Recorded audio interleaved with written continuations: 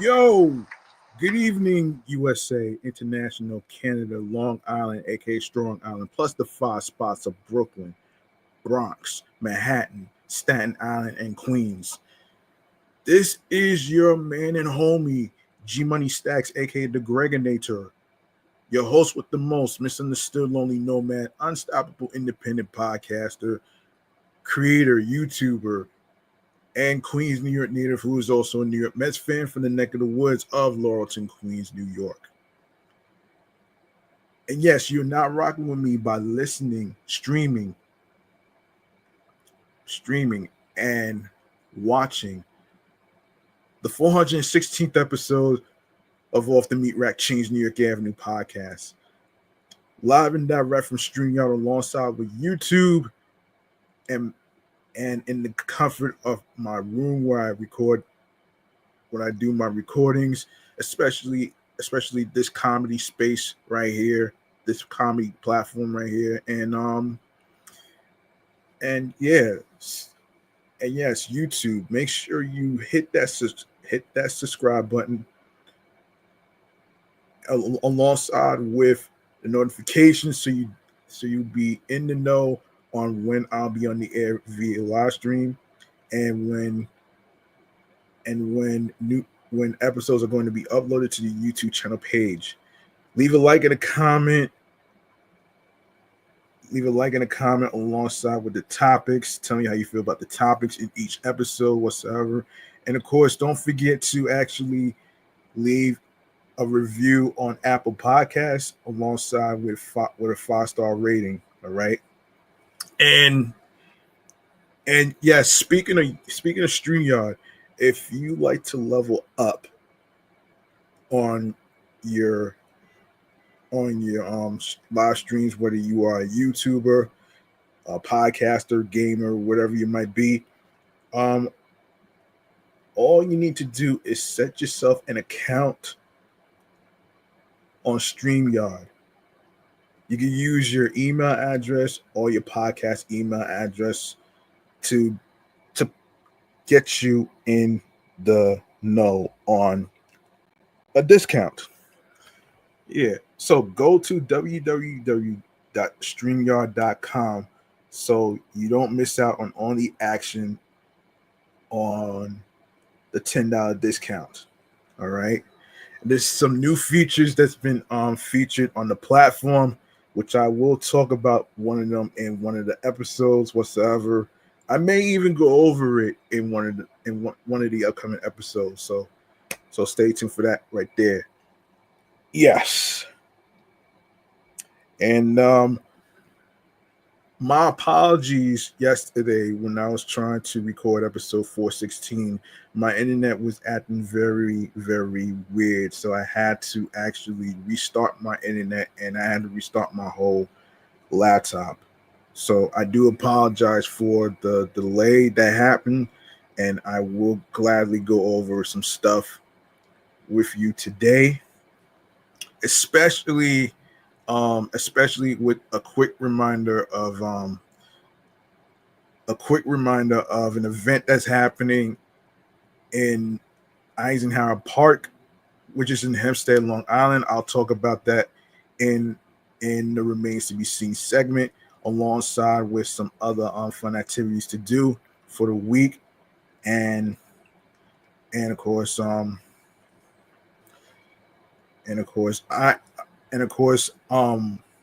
will remind y'all in regards to the tickets for Universal Circus is out today. I will remind y'all before I even wrap up this episode.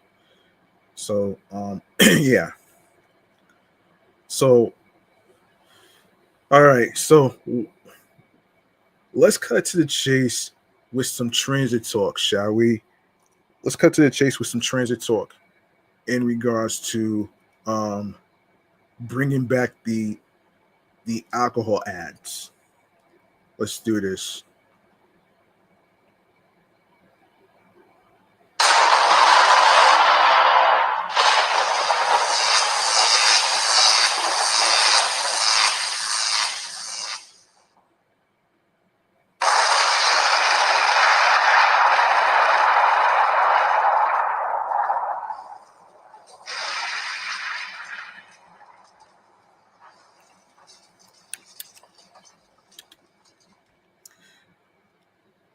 Okay, let's get started.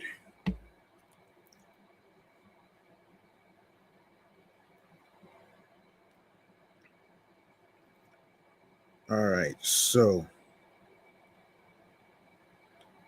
oh boy.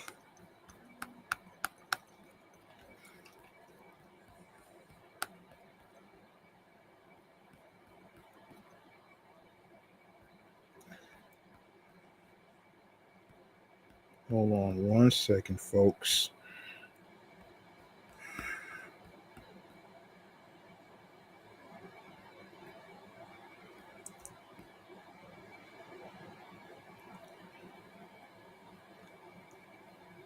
Okay.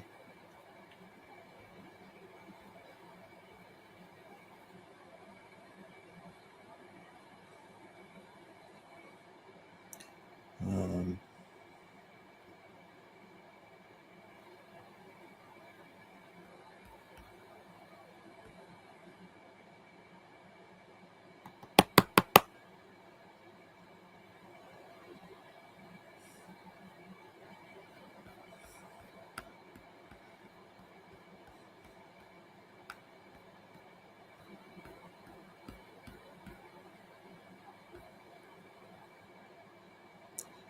all right. I think I found what I'm looking for.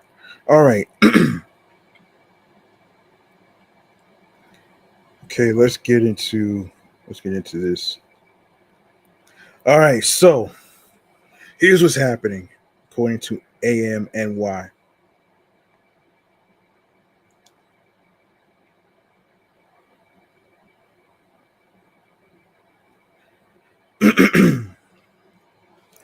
Strap hangers will soon see something from years gone by, as MTA subway trains and buses will once again display advertisements for alcohol.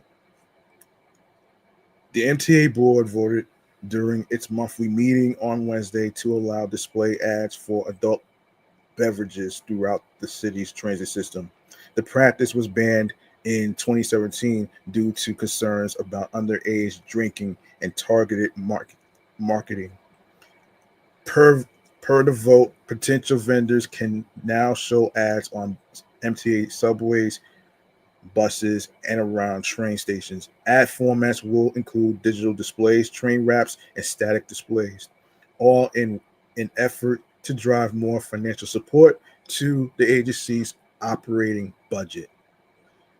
Board members said the agency is missing out on an estimated $7 to $10 million a year in operational funding by banning boozy ads completely. But the move does not complete but the move does not completely dismantle the years long ban.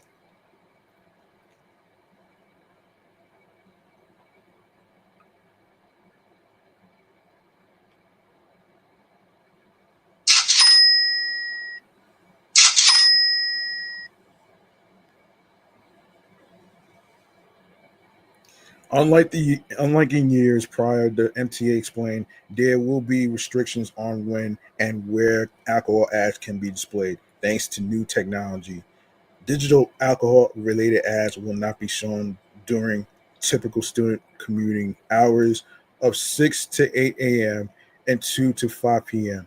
when school is in session. Oh, jeez. Also, billboards showing alcohol related products on MTA property cannot be readable within 500 feet of a school playground or place of worship. According to MTA officials, the same requirement to certify compliance with the 500-foot limitation would apply to signage affixed, affixed to station exteriors. Jesse Lazarus, chair of the MTA's advertising review committee, explained that a total prohibit a total prohibit a total prohibit total prohib prohibition total prohibition of alcohol related ads has been too broad, leaving the agency to reject potential revenue generating sources, even if the ad did not blatantly show booze. End quote.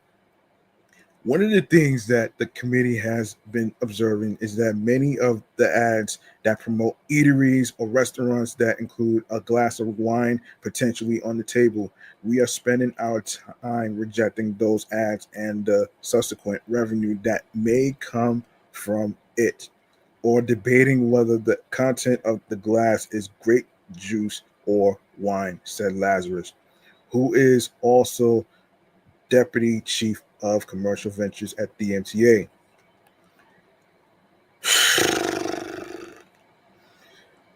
Contributing to poor health. However, not everyone is toasting the change in policy. Some doctors, health advocates, and community leaders are concerned that the ads will put children and vulnerable transit riders at risk of underage drinking and substance abuse.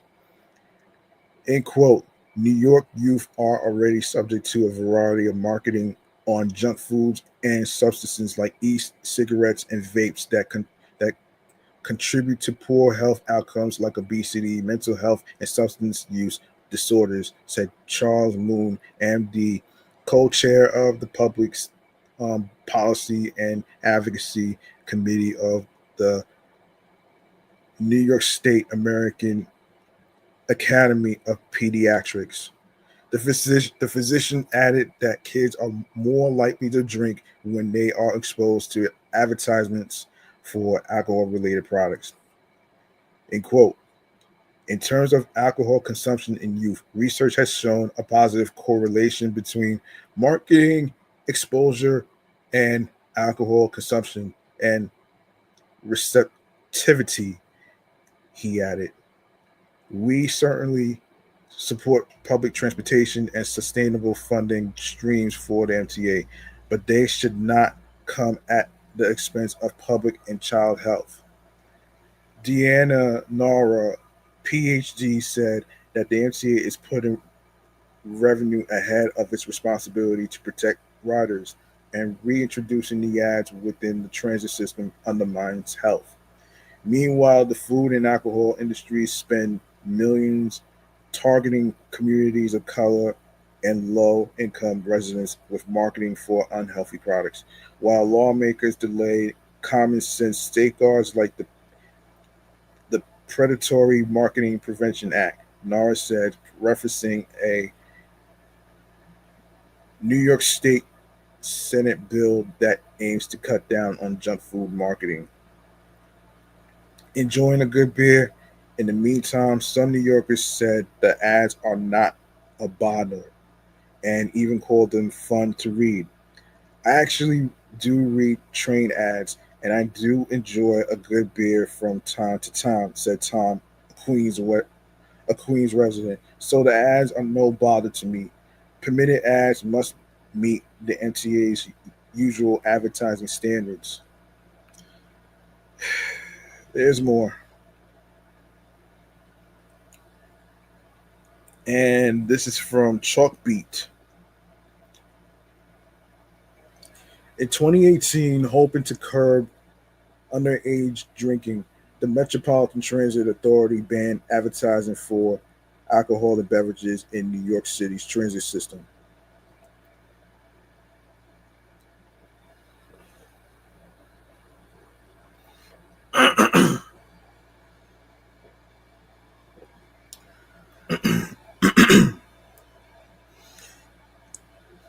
But the MTA board backtracked this summer, approving significant carve outs for alcohol ads in subways, buses, and stations. The move stunned public health experts and advocates who say that the harmful health effects of alcohol consumption, particularly for young people, far outweigh any potential revenue. The research on the public health side at this point has concluded that alcohol marketing plays a casual role in kids' decision to drink, said Dr. David Jernigan, an expert on alcohol policy and a professor of health law, policy, and management at the Boston University School of Public Health. The MTA board approved the new policy in June, hoping to generate an estimated $7.5 million to $10 million in annual revenue from ads. Transit Authority officials have cast the decision as a loosening of the policy, not a full-scale reversal.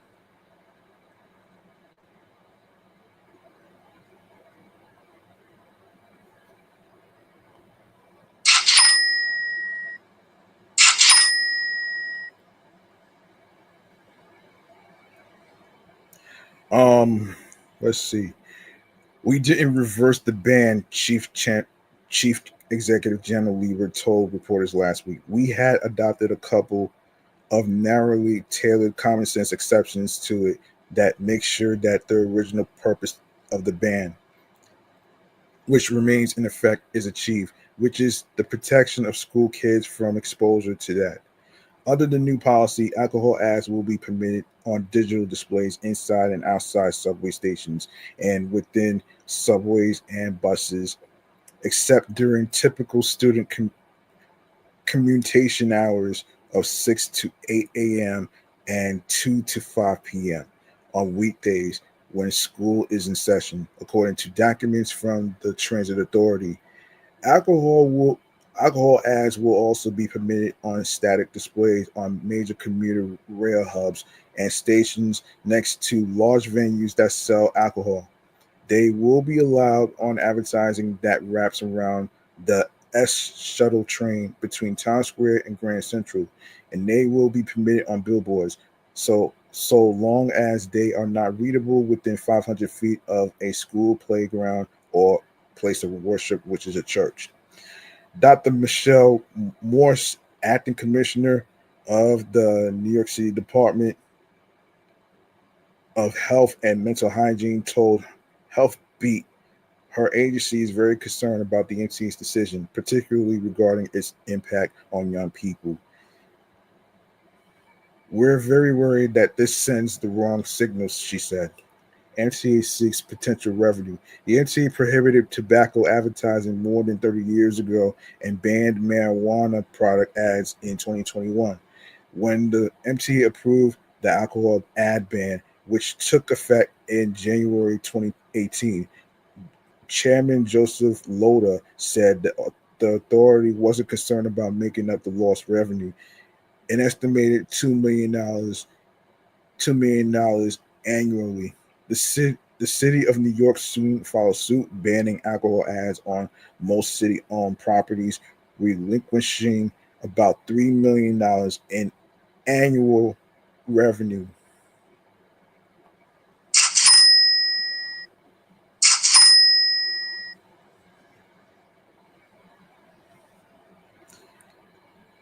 But now, the leadership of the Transit Authority, which has the $20 billion annual operating budget, says the ban was overly restrictive and that the extra revenue would be beneficial.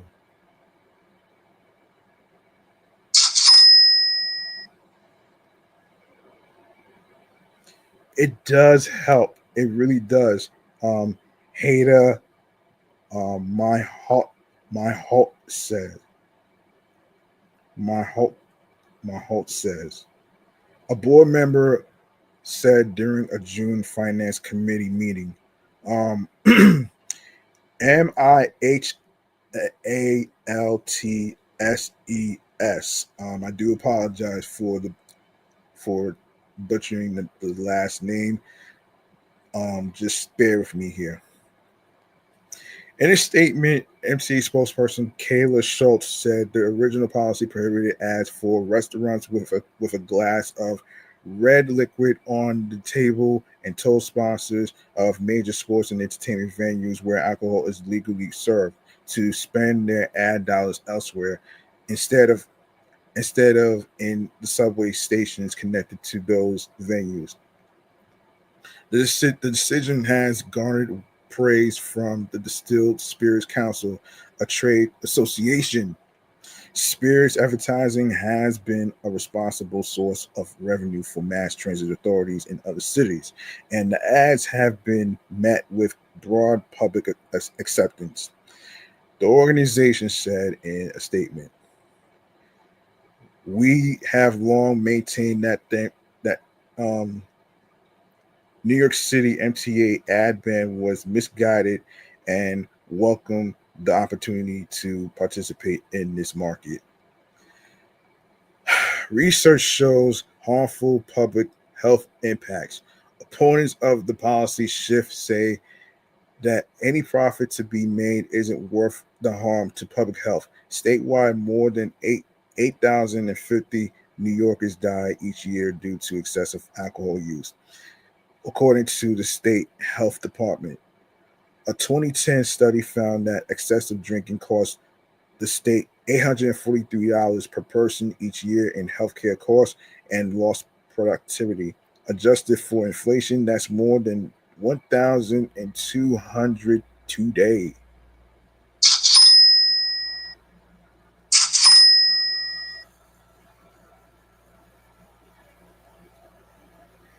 It's not worth it for the MTA to make some money in the short term if it's going to increase costs in the long term in a way that's going to harm New Yorkers, said Dr. Betty Coulard, a primary care physician in Manhattan and the Bronx. An extensive body of research links alcohol consumption to health risks. In January, then U.S. Surgeon General Dr. Vivek Murthy warned that alcohol consumption increases a person's risk of developing at least seven types of cancer. In 2023, the World Health Organization concluded that no amount of alcohol is safe for human health. Studies have found that alcohol advertisements tend to be concentrated in subway stations in neighborhoods with greater levels of poverty and higher percentages of Black and Hispanic residents. I look, I can't really relate to the poverty thing. As I said previously, I can't really relate to the poverty thing, so I can't really share my thoughts on that. So I can't really relate. So um, please forgive me.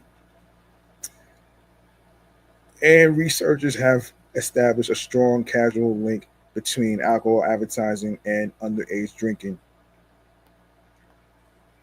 Jernigan, the Boston alcohol policy expert, said young people are especially susceptible to alcohol brand advertising, drinking precisely the brands shown to them, and that there are significant adverse health consequences to starting to drink early in life. Are you going to put alcohol ads on a school bus? I don't think so. But that's the equivalent of what the MTA is doing, he said. First of all, when have you seen when have you seen any fucking advertising involving alcohol on a macaroni and cheese school bus? When have you seen something like that?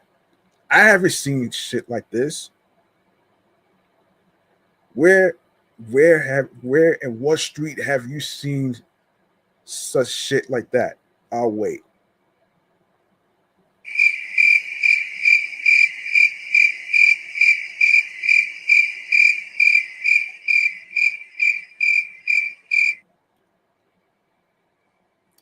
Concerns raised over youth protections. Public health experts and advocates are particularly skeptical of the MTA's attempt to prevent student commuters from seeing alcohol ads.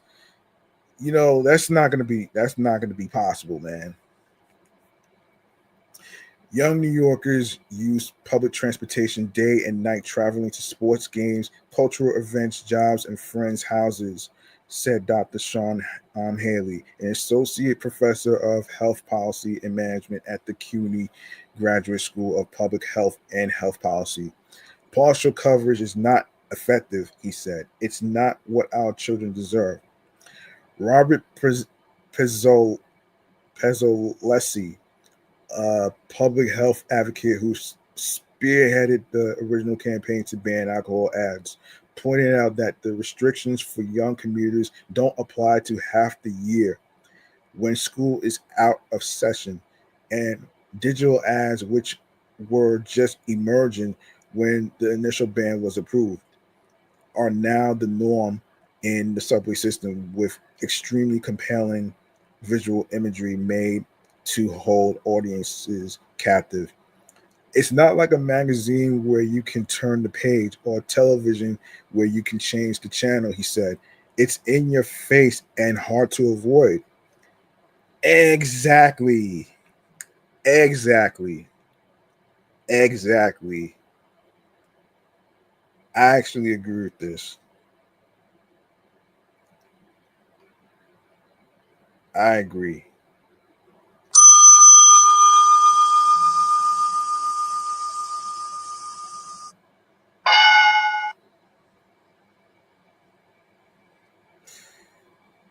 Yeah. Yeah, look, the alcohol ban may have worked years ago, but it may not work for everybody, especially if students are out of school on summer vacation. I mean, think about it though. Think about that shit. You know what I mean?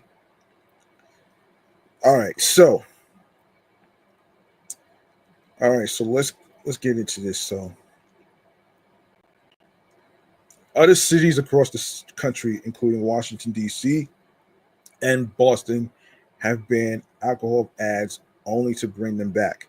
A 2009 study of alcohol advertising on Boston's Massachusetts Bay Transportation Authority system estimated that alcohol ads reached more than half of Boston public schools students taking public transportation on an average weekday, citing that high level of exposure.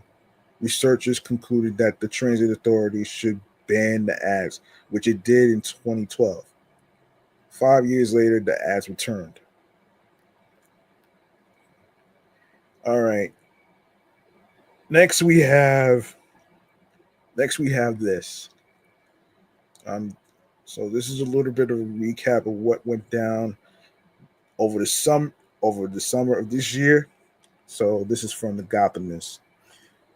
So Grand Central Madison was buzzing on Wednesday as 54 musicians and groups auditioned for a chance to join the MTA's Music Under New York program, now celebrating its 35th year. The agency said performers were selected from a pool of 130 applicants and given 5 minutes each to showcase their talents before a panel of more than 2 dozen judges, including music industry professionals, transit officials, and current artists with the program. Under the banner of the MTA's music program, performers of all stripes bring beauty and joy to millions of subway commuters and visitors, said Juliet Michelson, interim director of MTA Arts and Design. Today, we're asking our judges to select the generation of talented musicians to join the program. Undoubtedly, a difficult task, given the caliber of performers here. Judges evaluated performances based on quality, suitability for the transit environment, and genre diversity. Music styles at this year's auditions included jazz, opera, classical, classical, funk, folk, tango, R&B, and Renaissance Baroque. I'm not sure what Baroque is. That's Baroque. Y'all can look it up for yourselves. All right. Let me see. Y'all can look it up for yourselves, actually. Instruments range from cellos and clarinets to South American flutes and Japanese um, shak, shakuhachi and koto. The MTA said 20 new acts will be added to the program with final selections that took place in June. The program features more than 350 performers across 40 designated transit locations and hosts over 7,500 live performances each year. So there you go, right there. Now we gotta talk about what happened recently in Brooklyn. Um, we gotta talk about this though, man. So I'm gonna go to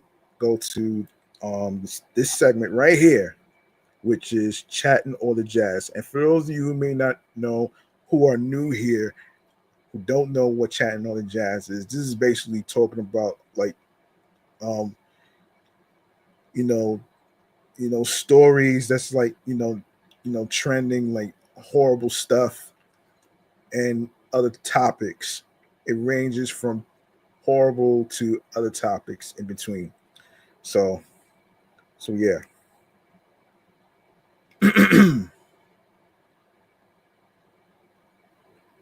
Hold on.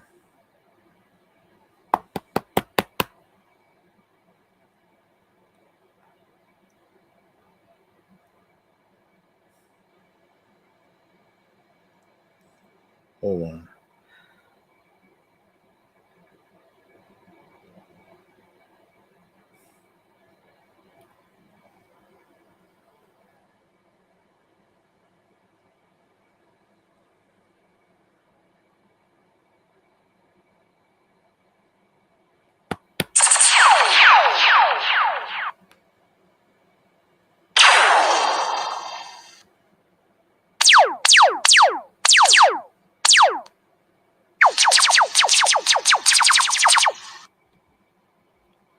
All right.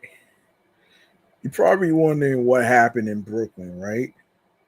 Um, so this is from the folks from People. So here's what's happening. On Sunday, August 17th, multiple people were struck in a shooting incident at Taste of the City Lounge in Brooklyn, New York. According to the New York Police Department, three of the victims died from their injuries, uh, while eight others were taken to the hospital. Police suspect that there were multiple shooters. No arrests have been made at this time.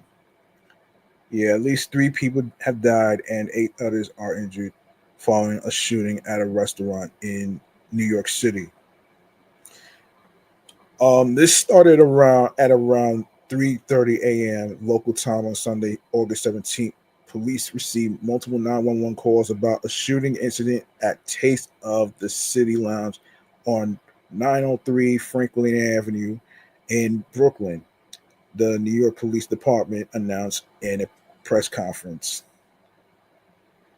The gunshot victims identified by officers at the location included eight men and three women aged between 27 and 61, said NYPD Commissioner Jessica Tisch in the conference.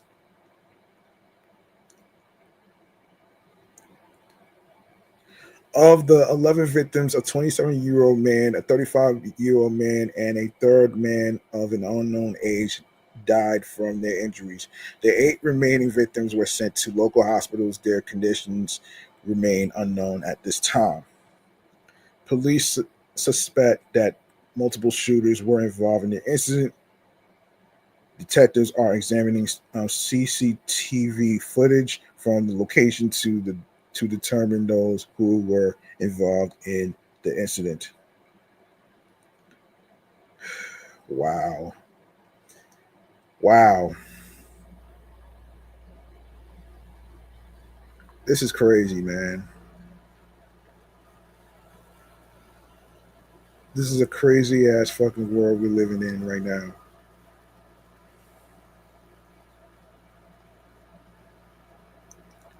Hold on.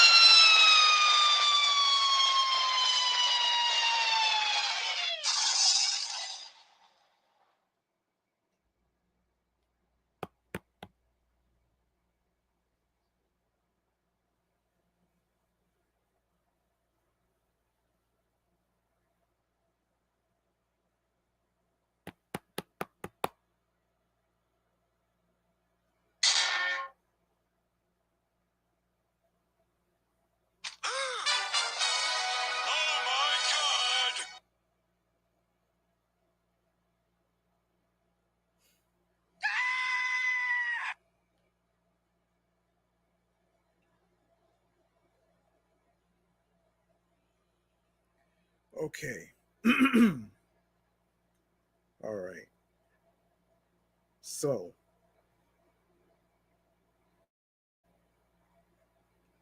all right. Come on.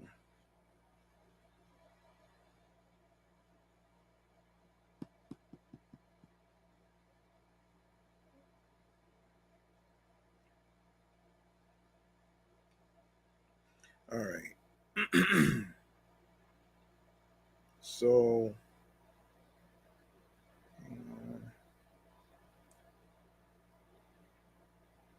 all right. So, footage obtained by the U.S. Sun shows several police cars at the location where the shooting took place, and crime tape sectioning off surrounding areas. Um, at least 36 shell casings were discovered in the restaurant amid the police investigation, Tish said in the NYPD press conference. The detectives also recovered a firearm in the vicinity of Bedford Avenue and Eastern Parkway and are investigating if it was used in the incident. No one has been taken into custody at this time. Hmm. We have the lowest number of shooting incidents and shooting victims 7 months into the year we've seen on record in the city of New York, Tish said in the news conference. Something like this is, of course, thank God, an anomaly, and it's a terrible thing that's happening this morning. The NYPD and Taste of the City Lounge did not immediately respond to people's request for comment on Sunday, August 17th. Yeah, this is very, very scary and tragic though, man. You know what I mean? And very, very, very, very stressful, especially for a business, man, to be affected by this. So, okay. All right. So let's see. Let's talk about Drake's Iceman.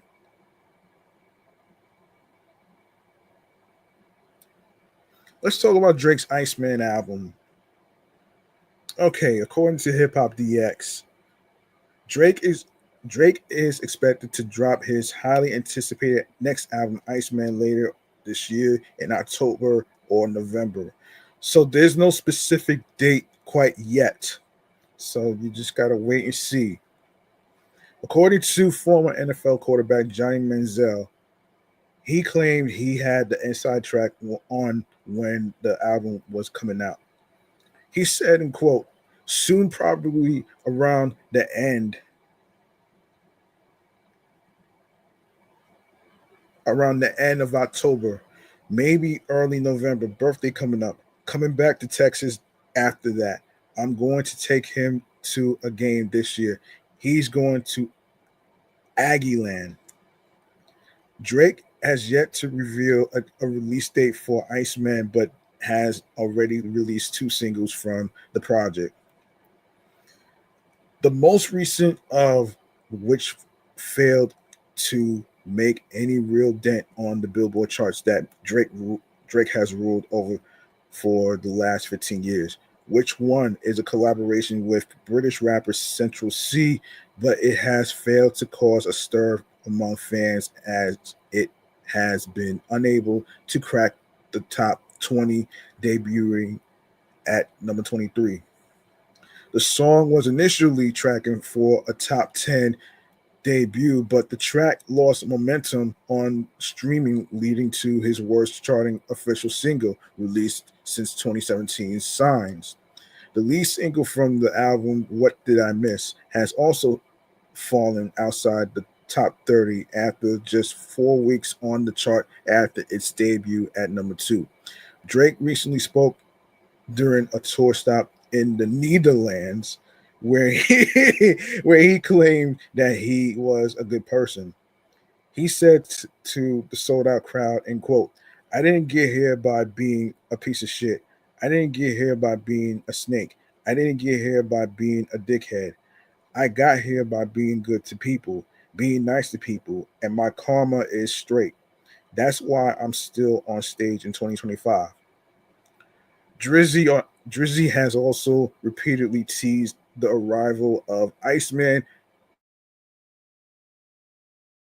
and Ross, XQC, and Party Next Door. During the live stream, Drizzy spoke about the recording process for his new project. He said, in quote, I'll stay up all night fucking recording for Iceman. They are having a full blown party outside. I can hear people and having a street festival all day. I'll go out there. I'll fucking run out there. I'll turn up with them. Do shots, come back like I just want a little, I want to feel it. Okay. That's pretty good. So we gotta wait and see on the release date. So to be determined. And let's go over some some artists that's been featured in Double XL Mag. All right. This is crazy, man. So let's see. Let's see. Let's see.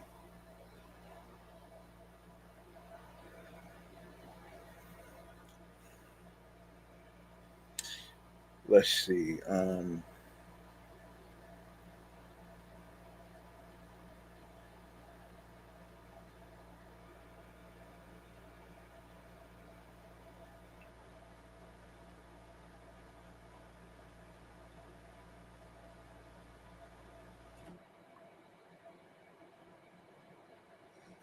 Hold on.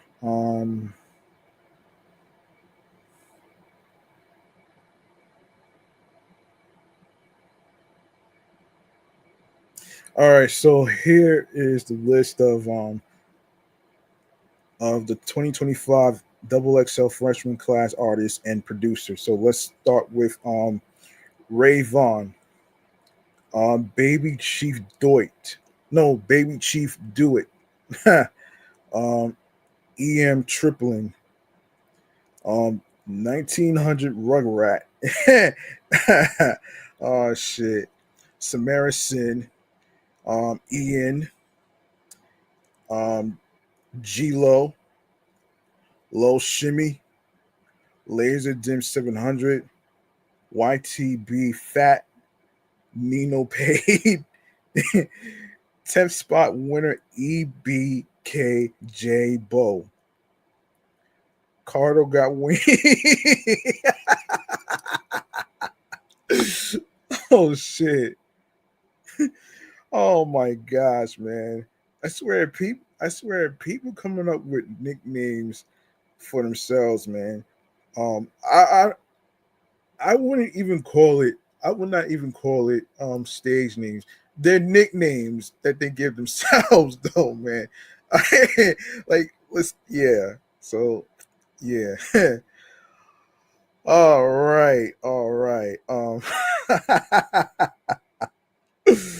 Oh man, let's see. Let's see what we got left to talk about here. Let me see.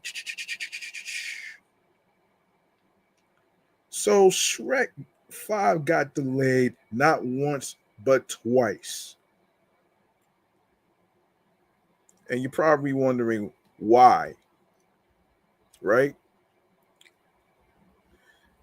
I'm gonna explain this to you. I'm gonna explain this in a segment that I like, in a segment called the movie Man Cave Popcorn. Let's do it.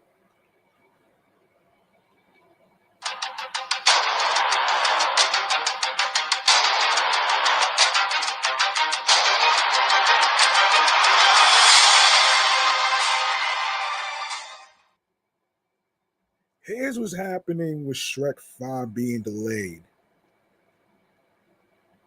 Here's what's happening according to the folks from Variety.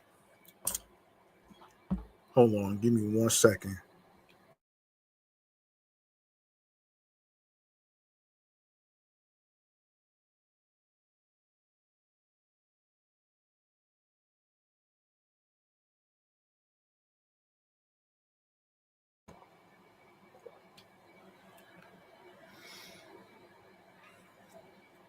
All right. All right, here's what's happening, according to the folks from Variety. So, the new release date for Shrek 5 is far, far away. Universal and DreamWorks Animation have postponed the fifth Shrek film from December 23rd, 2026 to June 30th, 2027. This is the second release date delay for Shrek 5, which was originally set for July 2026.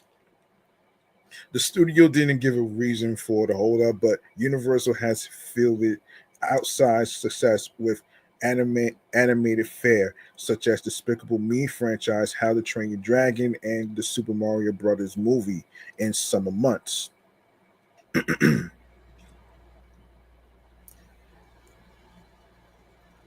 On its new release date, Shrek 5 will open hang on, less than a week after Sony's animated Spider-Man Beyond the Spider-Verse. On its prior date in December 2026, the family film was scheduled to debut in the wake of Disney's Avengers Doomsday and Ice Age 6. As part of the move, Universal has shifted up the premiere of Illumination's untitled event film to April 16th, 2027, instead of its original late June date. Mike Myers, Eddie Murphy, and Cameron Diaz are returning to the fictional land of Far, Far Away in their signature roles as Shrek, Donkey, and Fiona. While Zendaya is joining the cast, Shrek 5 will be directed by franchise veterans Conrad Vernon and um, uh, Walt Dorn. Shrek 5 will debut on the big screen a quarter century after the original 2001 animated smash, which put a spin on the concept of happily ever after, as told by a misunderstood ogre and his merry band of fairy tale folk. Shrek became an instant hit with nearly $500 million globally, as well as the first ever Oscar winner for animated feature. Ooh, wow,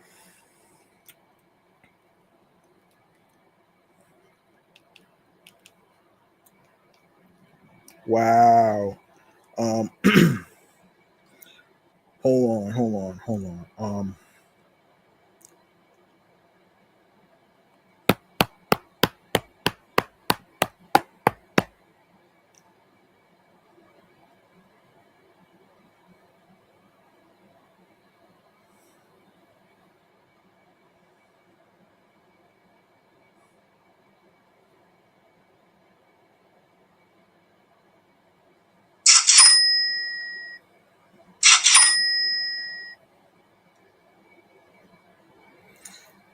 Um, the film was followed by three sequels: 2004 Shrek 2, 2007's Shrek the Third, and 2010's Shrek Forever After, and two Puss in Boots spin-offs. All right, all right. Let's take a look at what's going on in the box office right now. And it seems to me that weapons it seems to me that weapons is actually holding up in the second weekend. This is like the second weekend. Well, this time is like the third weekend. Well, actually, look. So weapons crept back to the top of box office charts, collecting a significant $25 million in its second weekend of release. Ticket sales for the R-rated horror film declined just 43% from its $43 million debut, an impressive hold for a genre that's known to drastically fall after opening weekend. En route to sleeper hit status, Weapons has grossed $89 million domestically and $148 million worldwide after 2 weekends of release. The film, which cost a modest $38 million, is benefiting from great reviews and electric word of mouth. Hmm.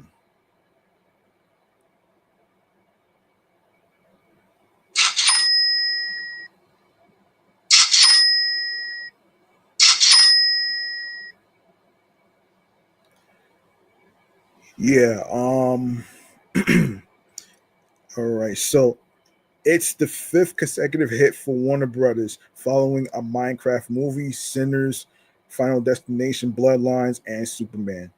Fortunes have reversed for the studio after starting the year with such financial misfires as Mickey 17 and the Alto Knights. All right. All right. Let's see.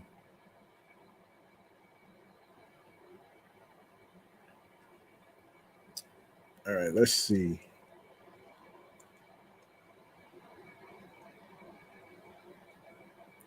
Let's see. Yes. So this weekend's only major new release, Universal's action thriller Nobody 2, didn't pack too strong a punch.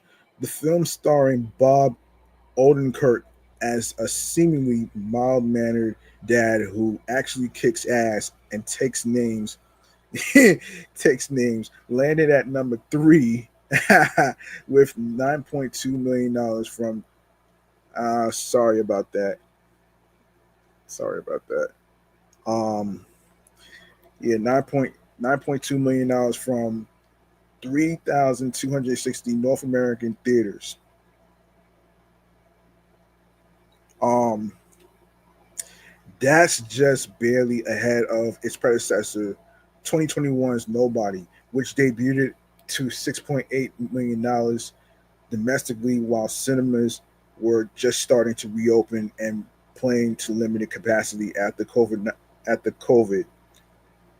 Overseas, the movie added $4.9 million for a global tally of $14.1 million.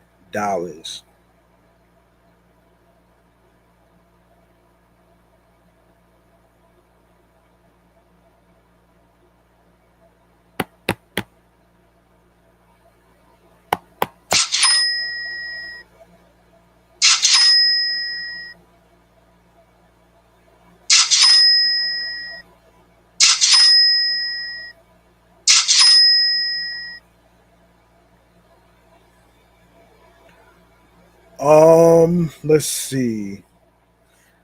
Timo T. Gento took over directing duties from the original's filmmaker, um, Ilya Naysholer. In the follow-up, Odenkirk's character Hutch Mansell takes his family on vacation to the small tourist town of Plummerville and finds himself in the crosshairs of several shady locals. Audience scores for the sequel weren't as positive as the first. Nobody Two earned a B+ grade on Cinema Score compared to the original's A- grade. Nobody 2 was modestly priced at $25 million, just above the film's $16 million price tag.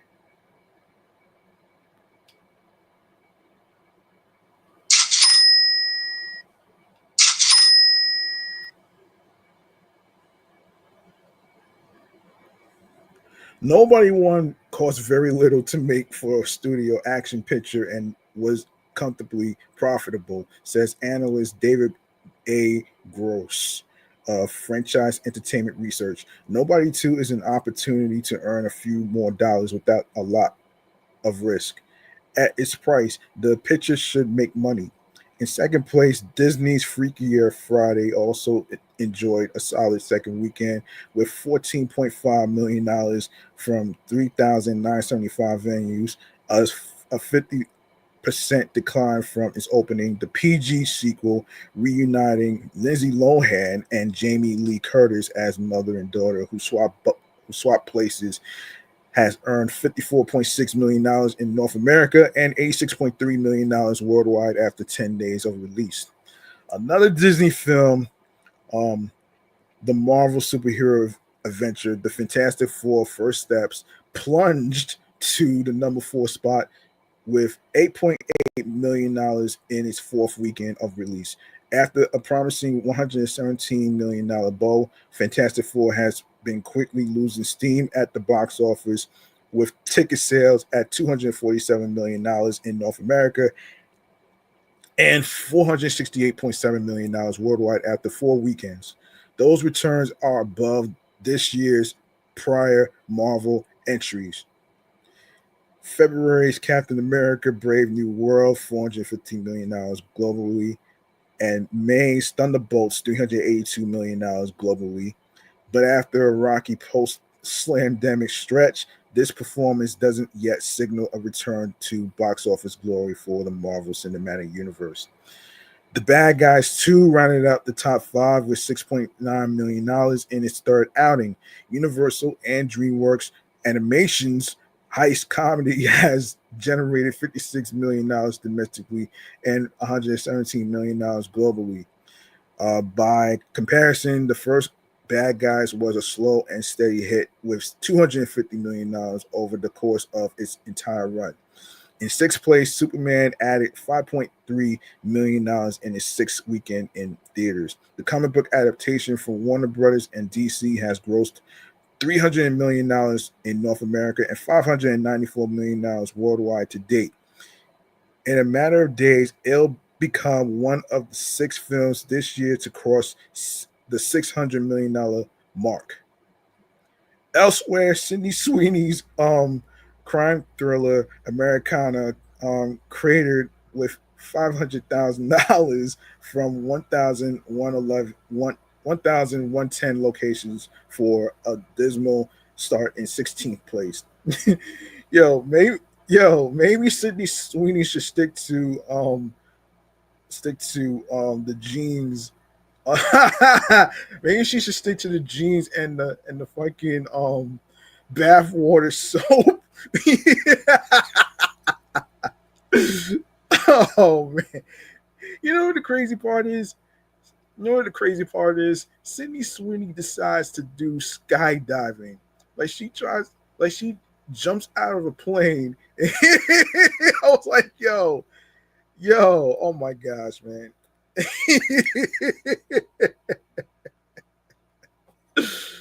Jumping out of a plane is not marketable, Harvey.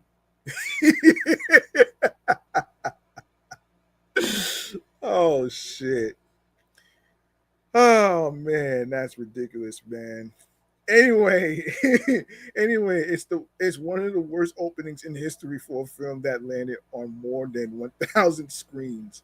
Co-starring Paul Walter Hauser, Halsey, and Eric Dane. The Western follows a gaggle of characters on the trail of a rare Native American artifact.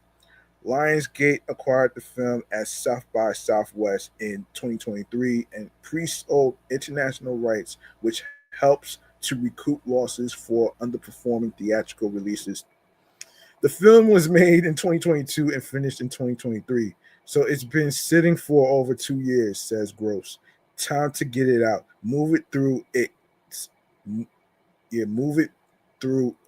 release window and put it on TV to generate some income. The overall box office is 6.4% ahead of last year, a margin that has been shrinking over the past few weeks. In early July, for example, revenues were 16% ahead of 2024. and returns for the 4 month stretch that comprises the summer season are stalling at $3.4 billion through mid August. Yeah, August is the slowest month for movies, though. That likely means the movie theater industry's goal of hitting the elusive $4 billion mark, a once common milestone that has only been achieved one time since the slamdemic, won't be within reach. Alas, it's not in the cards at this point, says senior ComScore analyst Paul um, the Garabedian of the $4 billion mark. That said, it's been an amazing summer movie season. All right. All right, let's talk about a little bit of a recap of CinemaCon 2025. Let's talk about that. Let's talk about that. This is a little recap, actually, especially according to Deadline. Actually, with a domestic box office year now lagging behind last year's by 6%, the motion picture industry needed CinemaCon this week like a pop of Viagra.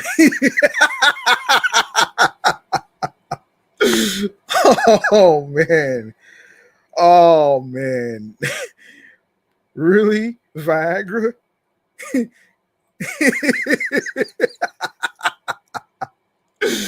Oh man.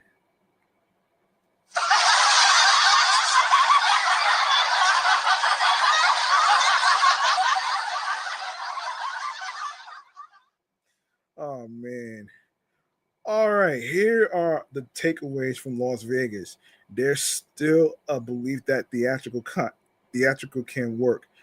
We are in a massive funk, no doubt, at the domestic box office. With the big question is whether we'll ever get back to 2018 levels when it grossed $11.9 billion.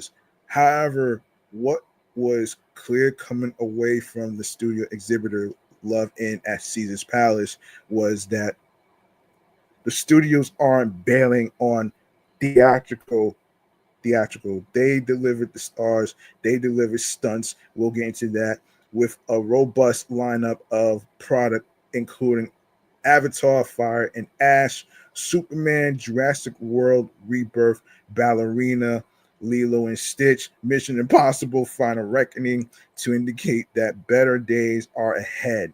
In fact, after this weekend's $135 million plus opening for Warner Brothers Legendaries, a Minecraft movie, we might be turning that corner right now. Realize this: if we had anything to worry about when it comes to the future of theatrical, it would show in the studio scaling back the wattage of their presentations. That didn't happen. Lionsgate stepped it up in a major way. Amazon MGM Studios was present, and even even though Sony didn't have the cowbell in its 2025 slate, they did blast off fireworks with its confirmation of the cast of Sam Mendes, The Beatles, and his plan to roll to roll out all four biopics in April 2028.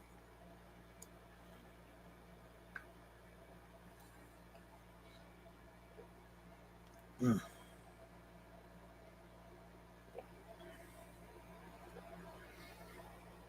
If the studios weren't showing footage or bringing stars, then we would have reason to worry.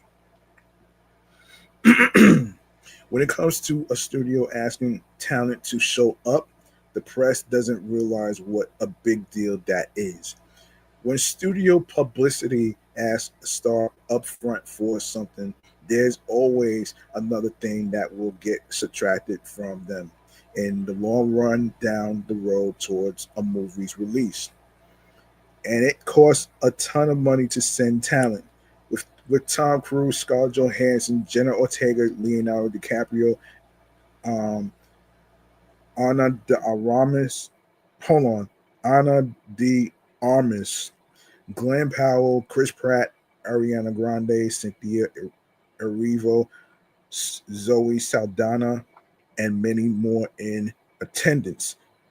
This CinemaCon wasn't lacking in celebrity turnout. That tells you how serious the studios are about making theatrical work.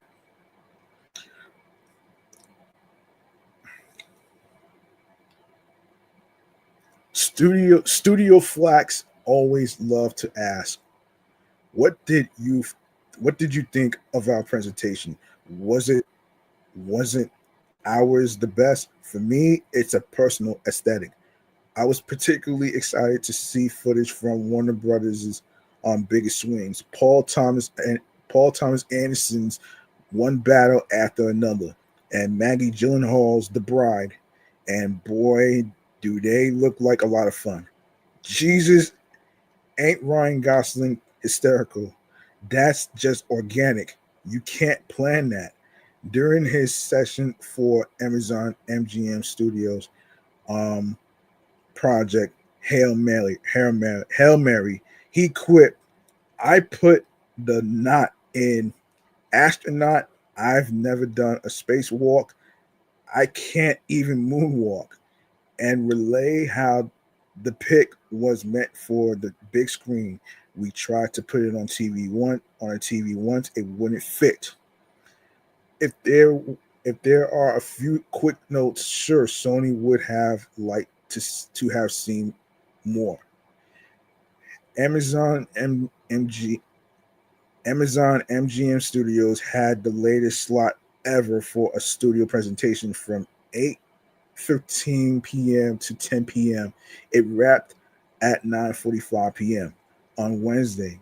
That's not just tough on the press, but tough for all the and stars taking the stage. This had to do with Universal taking up a majority of the day with How to Train Your Dragon screening in the AM and booking the 4 p.m. to 6 p.m. slot in the Coliseum for their session. From what I hear, Amazon MGM got the short end of the stick because they were the new kids on the block. Still, Amazon MGM Studios don't ever let Cinema United book you past a 5 p.m. slot ever again. Cinema United, we like to see movies at night, not during the day. Does any film look like it's in dire straits? At a $140 million cost, there's no spaceship in that Paul Thomas Anderson film as much as I want to see it. Also, some felt the Q&A with James Gunn, Peter Safran, and Cass went a little too long on Superman, and there was cynicism from some in the media over the whole robots tending to the Man of Steel in the Fortress of Solitude. Such CinemaCon footage is typically held for later in the marketing campaign, but Gunn proudly gave it to fans online before Disney's Marvel Cinematic Universe portion hit the stage Thursday afternoon. Finally, in regards to reports about the Coliseum crowds, tepid response to stars or presentations, know that exhibitors in the room have never been a ferocious Cannes Film Festival crowd with standing ovations and whistling. It's not their style. In my 10 years of covering CinemaCon, I can't recall a standing ovation. A warm applause is a big deal, and there was plenty of that. Okay, progress with theatrical windows as AMC CEO Adam Aron told Deadline's Jill Goldsmith exclusively. He's made progress with three of the six major studios in agreeing to a 45-day theatrical window. We know Disney is one, and possibly Amazon MGM Studios another. And we know that the whole idea of windows with windows will be a hard sell to Universal. One notable industry CEO remarked to me that the exhibitors haggling over 45 days is small ball. I wholeheartedly disagree. Fewer people are going to the movies. The conditioning of keeping potential moviegoers at home with streaming is a reality. We just went through this in Q1. Exhibition and prod the bear. However, note that all this window talk is a two-way street. It's not just about poor exhibition with their 35% rental. Some studios argue that exhibition doesn't hold smaller and middle budget pictures long enough. That they are getting boxed out for the next new tempo. Studios you also slash marketing budgets on low to mid budget titles. One distribution suit told Deadline about the news.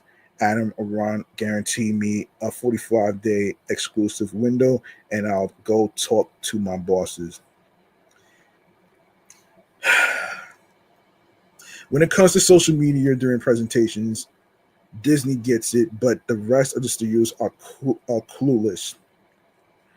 This is a really big, serious note. There's this whole notion of what studios are showing is only for those in the room. Shh, not share. Get off your GD high horses and realize that the domestic box office just burnt down in Q1. I understand studios' philosophies in holding footage or trailers for a specific point down the road in a movie's campaign. Sometimes they don't. Tron Ares just dropped a trailer today, and Paramount's released the Naked Gun trailer time to its Thursday presentation. However, America needs to know, as they do with San Diego Comic Con, that a major movie convention with a ton of stars is taking place in Las Vegas. Create FOMO. The only studio to permit the shooting of their onstage presentation, not on screen footage, was Disney for a second year in a row. Such moments create interest and want to see for your movie. Get it? Last year it was MCU boss Kevin Feige F bombing on stage during Deadpool and Wolverine, and Dwayne Johnson and Hawaiian dances for Moana 2. This year, Disney allows such great moments to be broadcasted on social media. The Thunderbolts cast hysterical arrival on stage. The troupe having just rescued Wyatt Russell from losing at the casino table. Oh man. Oh shit. There were so many sublime moments this year, including Tom Cruise's remembrance of Val Kilmer, Jenna Ortega's banter with Lionsgate motion picture chair Adam Fogelson, the weekend's mini concert performance tied to his movie Hurry Up Tomorrow. Let's see. Let's see. Hurry Up Tomorrow. Yeah. Gosling's jokes and Universal's 43-piece orchestra. All of these great moments are lost in space because of studio marketing department's cockiness. Traffic gets created when many are recording it and passing it along, versus the CinemaCon X exclusively posting it to their 31,000 followers. Who cares if there's social media footage of Olivia Wilde getting served divorce papers on stage when she's talking about "Don't worry, darling"? I bring this up because there's probably some talent rep there who needs a come to Jesus moment when realizing that the gains of capturing a star's appearance goes a long way in promoting a project versus the fears that they'll malaprop on stage. The wild news wound up getting out and was the spark that lit the wick around all the behind the scenes drama on that production. Teeing up intrigue and want to see for the edgy romantic drama and a $19.3 million opening. Now, what studio wouldn't want that for a mid-sized movie right now? Kudos to those studios like Lionsgate and Amazon MGM for holding red carpets and press ops. There should be more of that at CinemaCon to broadcast the message of see our films in a movie theater. Um, Excitement about Amazon MGM Studios. They arrived and they are serious about theatrical distribution. Hallelujah, said Prime Video and Amazon MGM Studios head Mike Hopkins on stage. We are committed to doing this for the long term, and when Amazon commits to something, we tend to do it big. Being Rick Roman, a Kentucky Delaware exhibitor who likes to speak to truth to power. Amazon MGM's commitment to theaters and slate of films adds another major studio. Instead of a pipeline with five majors, we now have a sixth with 14 to 15 films.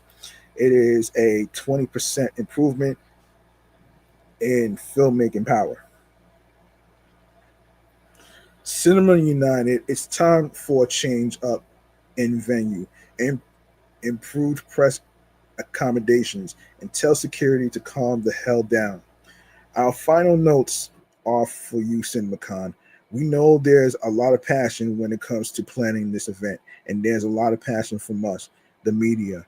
Time to head to a new hotel. Caesars is old and dusty. Furthermore, create a press section in the orchestra or downstairs section with risers and tables and power strips for us to work at comfortably as we're churning away on copy.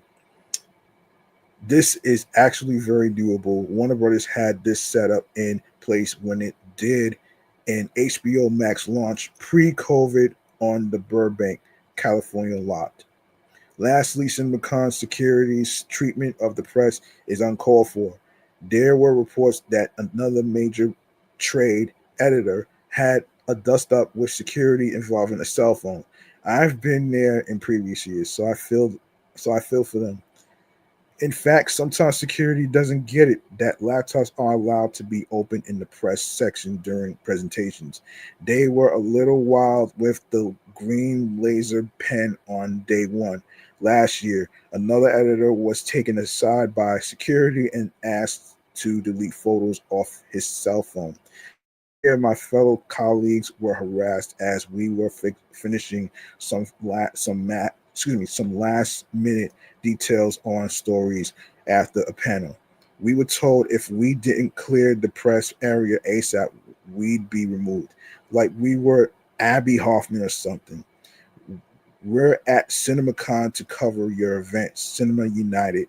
We're not there to pirate movies, nor are we there to illegally post trailers on YouTube. Okay, let's see. What else can I talk about? What else can I talk about here? Let me see. Let me see. Oh, okay. Okay, let's talk about what is this? What is this? Let's talk about this.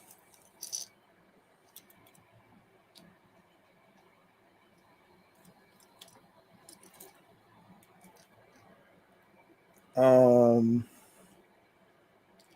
okay. So Legendary Entertainment is in early talks to partner with Paramount on the theatrical distribution of its film slate. The production company behind Minecraft movie, and Dune had been under contract at Sony Pictures after cutting ties with Warner Brothers in 2022. However, Um, However, the multi-year deal at Sony expired at the end of 2024 and wasn't renewed. Legendary has also worked with Netflix and Universal on various projects. Although the new agreement with Paramount hasn't been signed and negotiations are going, certain projects like upcoming Dune sequels and Godzilla or Kong entries and brothers due to a prior pack. The talks come after Legendary's recent box office hot streak with last year's Dune Part 2 and this year's mega hit of Minecraft movie, which earned $714 million and $955 million, respectively, at the global box office. Meanwhile, Paramount has been on a deal making spree after closing its $8 billion merger with Skydance. David Ellison, the company's chairman and CEO, and his newly assembled team have recently lured the Duffer Brothers, best known for creating Stranger Things, from Netflix and won a bidding war for High Side, a buzzed about feature package that will reunite a complete unknown filmmaker James Mangold with Timothy Chalamet. Ellison brought in Josh Greenstein, the president of Sony Pictures, and Dana Goldberg, chief creative officer at Skydance, to help revitalize the studio. Looking ahead, Legendary will release an untitled film from director Alejandro Gonzalez in in our in our in R2 in R2 and star Tom Cruise, as well as Dune Part 3, when which began production last month. It's unclear which projects Legendary will partner with Paramount on, since Warner Brothers is distributor on those aforementioned movies. But the production company has several films in development, including an adaptation of the video game Duke Nukem and card game Magic the Gathering. All right, so let's see. The Duffer Brothers. The Duffer Brothers. Um, the new Paramount owned by Skydance has made it official that Stranger Things architects, the Duffer Brothers, and their Upside Down Pictures label are officially coming over to the Melrose Avenue lot in a wide range 4-year exclusive deal for feature films, television, and streaming projects. We told you about the new deal for the David Ellison led Paramount last week. The big plus here for the Duffers is that they now get to make movies for the big screen. Their new deal at Paramount starts at the end of their current deal with Netflix in April 2026.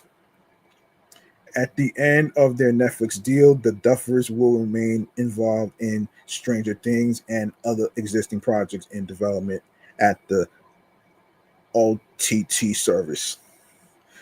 The multi Emmy nominated Duffers will write, direct, and produce feature films, TV, and original series for Paramount Pictures, Paramount Television, and Paramount Direct to Consumer. Their Upside Down Pictures production company is led by producing partner and President President Hillary um, Leavitt. It's no coincidence that the first big deal under the David Ellison led Paramount is with the Duffers, as the duo have worked with Cindy Holland, Paramount's chair of direct to consumer, and um, and Matt Thunnell, president of Paramount Television at Netflix. Said Matt and Hang on a second. Matt and Ross Duffer We couldn't be more thrilled to be joining the Paramount family. David, Josh, and Dana are passionate about bringing bold, original films to the big screen. To be part of that mission is not just exciting, it's the fulfillment of a lifelong dream. And to do so at a studio with such a storied Hollywood legacy is a privilege we don't take lightly. We're also excited to reunite with our friends Sydney and Matt, who were among the very first to believe in us and an unusual little script we wrote that became Stranger Things. They took a chance on us in 2015 and they are taking a chance again. We can't wait to create new stories together. Our time at Netflix has been incredible. Ted, Bella, and Peter have given us the kind of creative freedom uh, and support that artists dream of, but so rarely receive. A decade in, they are family. We're excited to continue collaborating not only on the upcoming release of Stranger Things 5, but also on shows we're deeply proud to be producing, including Something Very Bad is Going to Happen and The Burrows. And we look forward to building out the future of Stranger Things together. There are many more stories to tell beyond Hawkins, and we can't wait to share them, the brothers added. I've had the privilege of knowing Matt and Ross for over a decade and worked with them from their earliest stages through their deserving global success. We have seen firsthand their extraordinary creative vision and exceptional gift for storytelling, says Cindy Holland, Paramount's chair of direct to consumer. We couldn't be more excited to reunite and welcome them to Paramount. We are thrilled that the incomparable Duffer brothers are joining our Paramount family, said Dana Goldberg, co chair of Paramount Pictures and chair of Paramount Television, and Josh Greenstein, co chair of Paramount Pictures and vice chair of Platforms. Their singular talent for creating stories and worlds that shape culture sets them apart. And this partnership is a great example of the new Paramount in action. Our film, television, and streaming businesses united to offer Matt and Ross the full power of our platforms to tell their best and most ambitious stories yet. New Paramount motion picture heads Dana Goldberg and Josh Greenstein told the press last week that there are plans for 15 to 20 movies to be released annually. Paramount already has production packs with such talent as Ryan Reynolds, John Krasinski, Damien Chazelle, Temple Hill, and Walter Hamada's genre studio 18 Hertz. Okay, let's see. Let's see what else. What else can we talk about here? What else can we talk about here? All right, so let's get into some TV news here. And there is a Friday the 13th prequel. There's a Friday the 13th prequel that we have to talk about here. We got to talk about this, man. And this is going to be discussed in a segment of TV show checkouts. This is a segment where I actually go over some TV shows, new, upcoming, those that are returning, and of course, new shows that's coming out, which I will touch on in a sec. So let's talk about the Friday the 13th prequel of the TV series.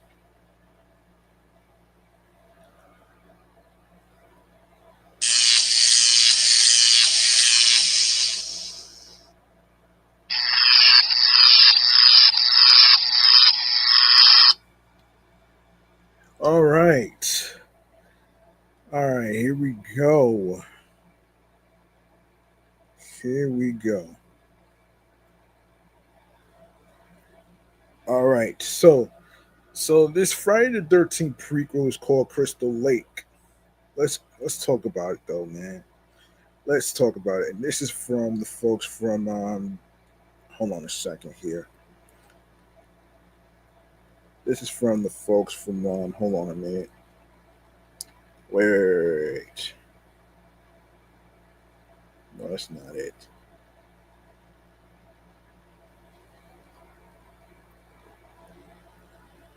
All right, this is from Cinema Blend. All right, let's talk about this. This is from Cinema Blend. Lately, we have seen popular horror franchises continue in the form of a TV show. One of the most anticipated instances is a Friday the 13th spin-off series called Crystal Lake. The upcoming horror TV show has actually been in development since 2022 and at one time was thought to be canceled, but is now moving toward its a long-awaited premiere faster than Jason Voorhees stalks his victims. Um, learn all about learn all that we know about Crystal Lake with the following guide to the upcoming A24 TV show. Before I discuss some of the things that Crystal Lake has me racking my brain over, let's unmask some of the confirmed facts that we know so far, that we know about the series so far. Okay, so Crystal Lake has no set premiere date. The series is said to take place before 1980s Friday the 13th. Linda Cardellini stars as Pamela Voorhees, and William Catlett plays Levon Brooks. Brad Caleb Kane is the showrunner. Crystal Lake is produced under A24. There is no telling when you should prepare to return to camp at the moment because Crystal Lake has no set premiere dates as of August 2025. It is unlikely we will find it showing up on the 2025 TV premiere schedule, but we can tell you that the series will be available to stream with a Peacock subscription upon release. Interesting. What is Crystal Lake about, you ask? Anyone familiar with the Friday the 13th movies knows the legend of Jason Voorhees, a young boy who drowned in the waters at Camp Crystal Lake while two counselors who should have been keeping watch were engaging in lewd activity. This would send the boy's mother, Pamela, down a dark and murderous path, seeking to avenge her son by ridding the world of as many debaucherous youths as possible. As seen in the 1980 slasher movie favorite that started it all. Not much else is known about Jason, who would rise from the dead to finish what his mother started, and Pamela Voorhees from before that tragic incident, and that is where Crystal Lake becomes in. Plot details are still scarce for now, but we do know that the series will serve as a prequel to the beloved horror movie franchise, taking place during the early years of the eponymous place that made Friday the 13th a summer horror movie classic. Now, the Crystal Lake cast, the Friday the 13th franchise has made horror movie icons out of a few different actors, such as Kane Hodder, who is one of the most famous people to wear the hockey mask as Jason Voorhees. Maybe the same will happen for the members of the Crystal Lake cast, which includes a couple of genre veterans already. Take a look at who plays who in the upcoming series as confirmed by NBC below. Let's take a look here. Linda Cardellini plays Pamela Voorhees. Of course, leading the Crystal Lake cast as a younger version of the mother of all female horror movie villains, Pamela Voorhees originated in Friday the 13th by Betsy Palmer, is Linda Cardell Cardell Cardellini. Sorry for the tongue twist. Sorry for the tongue twister. Um, the actor has starred in several family-friendly horror titles. Um, Her acting debut in the short-lived series Bone Chillers, her portrayal of Velma in the live-action Scooby-Doo movies, and her role as Wendy on Gravity Falls, which not counting Strangeland and the Curse of La um, Llorona. Um, would make this series her darkest contribution to the genre yet.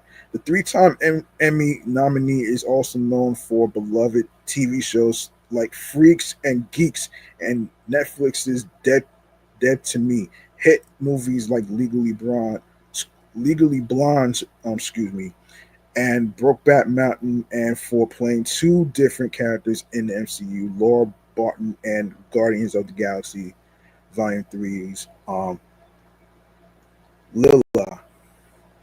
William Catlett, of course, playing a character named Lavon Brooks is William Catlett, who just broke into the horror genre in 2024 with Radio Silence's fun vampire movie Abigail and the apocalyptic Never Let Go. The actor is also known for his recurring role on Black Lightning, the acclaimed 2023 drama 1001, and the sci-fi Apple TV Plus original series Constellation. All right.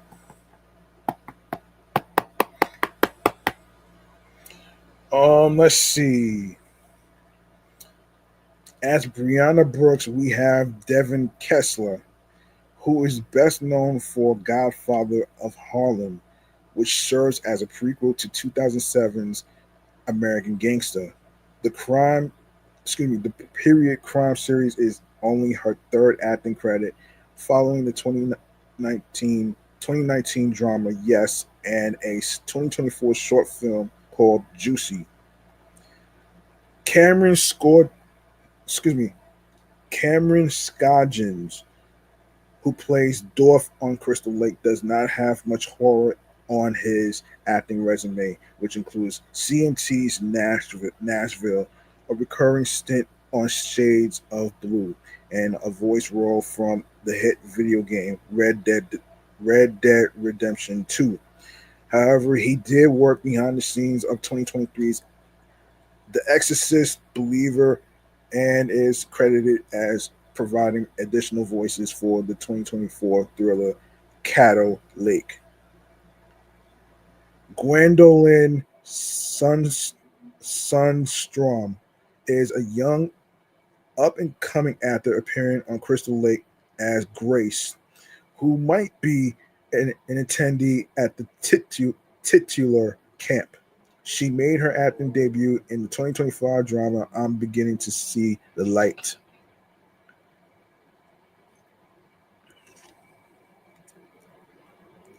All right, so the latest of many actors to play Jason Voorhees, and easily the youngest so far, is Callum Vinson in the recurring role of the legendary horror movie villain's younger self.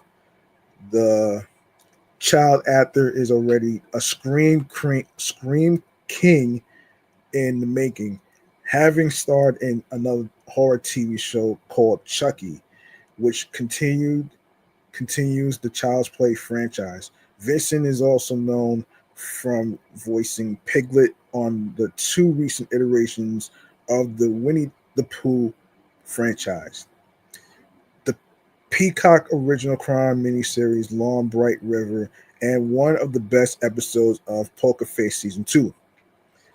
The first actor confirmed to appear in the Crystal Lake cast was the Friday the 13th franchise's original iconic final girl, Adrienne King, who confirmed the news on her official website. Who the actor is playing remains a mystery for now. However, I think it would have been cool to see her play the new Pamela, who's head was chopped off in the original by King's character Alice Hardy in what would have been the ultimate example of someone becoming their own worst enemy. Um, Running things as the head counselor as Crystal Lake is Brad Caleb Kane, who, according to Deadline, was announced as the showrunner in 2024 after production was put on hold following Hannibal developer Brian Fowler's exit from the position. He is also the co-showrunner for another TV series spun off from the acclaimed horror movie It, Welcome to Derry, which will be available to stream with an HBO Max subscription in October 2025. So there's no release date on that, so that's a wait and see. Alongside celebrated production company A24 helping back the project, Kane is joined by original Friday the 13th scribe Victor Miller, helping bring the story to life as a co-writer. The filmmakers commissioned to helm the first 8 episodes of Crystal Lake include Oscar nominee Michael Lennox, Celine Held, and Logan George, and Yen Tran, who has directed episodes of hit series like Sirens and Ahsoka.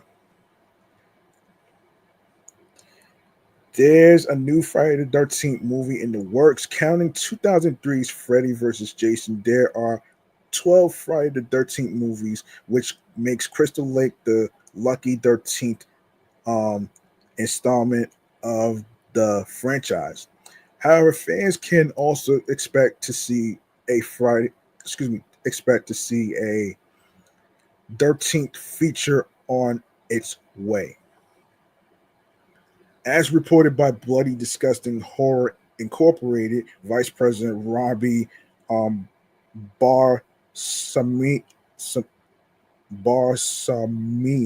Barsamian confirmed at 2025 San Diego Comic Con that a long-awaited new Friday the 13th movie is in development, and that's not all. He also adds that a follow-up to the 2017 video game inspired by the franchise is in the works too. Okay,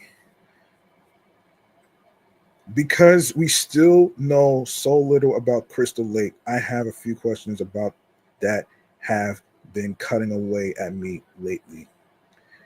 Will any hang on? Will any of the original scripts be used? Back when Brian Fowler was still the showrunner of Crystal Lake, Bloody Disgusting reported that he hired Kevin Williamson as a writer. The Scream movies creator, who is helming Scream 7, later shared a tweet that he penned an episode that was essentially an hour long chase sequence, which is something I would love to see. So I am hoping that if anything, this one aspect from the full ahead production that is not completely scrapped uh, and is a part of the product. Will other franchise veterans appear? Casting of Adrienne King has me wondering if she will be the first of several actors added to the Crystal Lake cast whose previous involvement in Friday the 13th movies made them into horror movie icons. For instance, it would be fun to at least see a cameo by Corey Feldman, um, or Kane Hodder, a veteran stuntman who became one of the most beloved actors to portray Jason Voorhees after joining the franchise in 1988 with Friday the 13th, The New Blood, or Kevin Bacon, who was relatively unknown when his character suffered one of the original slasher movie classics, um, most unique kills. And an especially epic idea might be to involve Ari Lehman, the very first actor to play Jason in that shocking jump scare from the end of the first film. Will the series explore the lake's origin? One of the most perplexing mysteries surrounding the Friday the 13th movies is just how Jason Voorhees manages to return from the dead over and over again, and whether or not the source of his immortality is some supernatural force existing in Crystal Lake itself. I would be interested in seeing that explained in this new series, unless it decides to double down on the concept of Jason being a deadite from the Evil Dead movies, which was implied in 1993's Jason Goes to Hell, The Final Friday. Will Crystal Lake pay any homage to Friday the 13th, the series? Crystal Lake is actually not the first TV show inspired by the Friday the 13th franchise. That would be the Emmy nominated Friday the 13th, the series, which aired on CBS from 1987 to 1990 and followed a group of people seeking to retrieve cursed artifacts. While it really has no other connection to Jason Voorhees outside of its namesake, I think it would be fun to see the widely forgotten show pay homage to the new series in some way, shape, or form. I am happy to see more TV shows based on horror movies being made, and speaking as someone who does not even have the strongest affinity for the Friday the 13th series, Crystal Lake is one I am very much looking forward to. Okay. All right. Some other TV news we got to talk about here. Some returning TV shows that's coming back. I got y'all with that actually. Hold on. Let me find it. Let me find it. Let me find it. Hold on a second. Let me find it actually. Let me look for it though. Um, okay. Okay.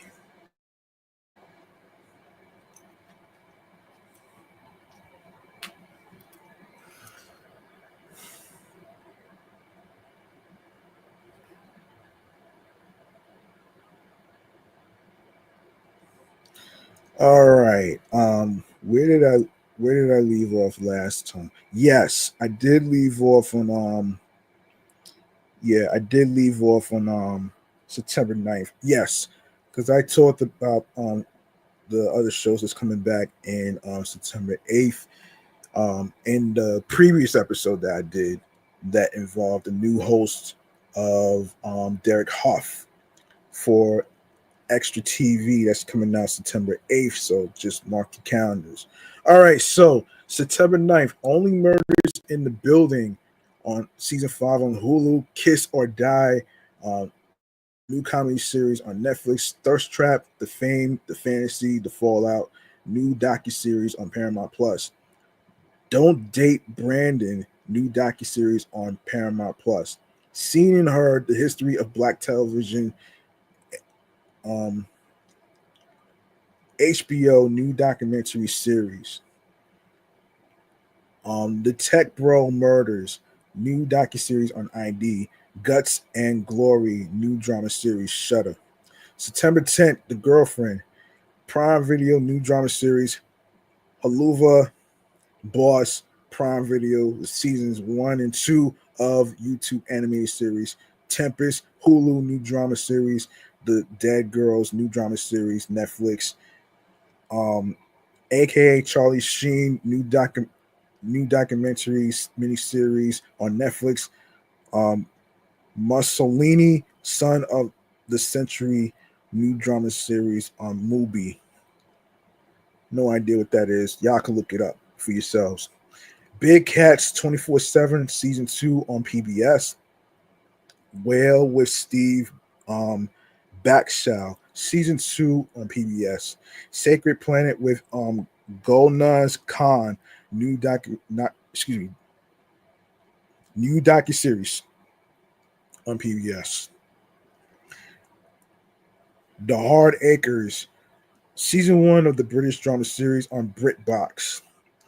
September 11th, Diary of a Ditch Girl, new drama series on Netflix. Thomas and Friends, All Engines Go, season 28 on Netflix. Beauty in the Black, season 2 on Netflix. Wolf King, season 2, final season on Netflix. Zatima, season 4 on BET Plus. September 12th, Ratu Queen's new dramedy series on Netflix.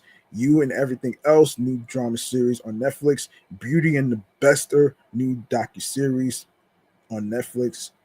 Wizards Beyond Waverly Place, Disney Channel, season 2. Vampirina, Teenage Vampire, new children's animated series on the Disney Channel. Disney Channel.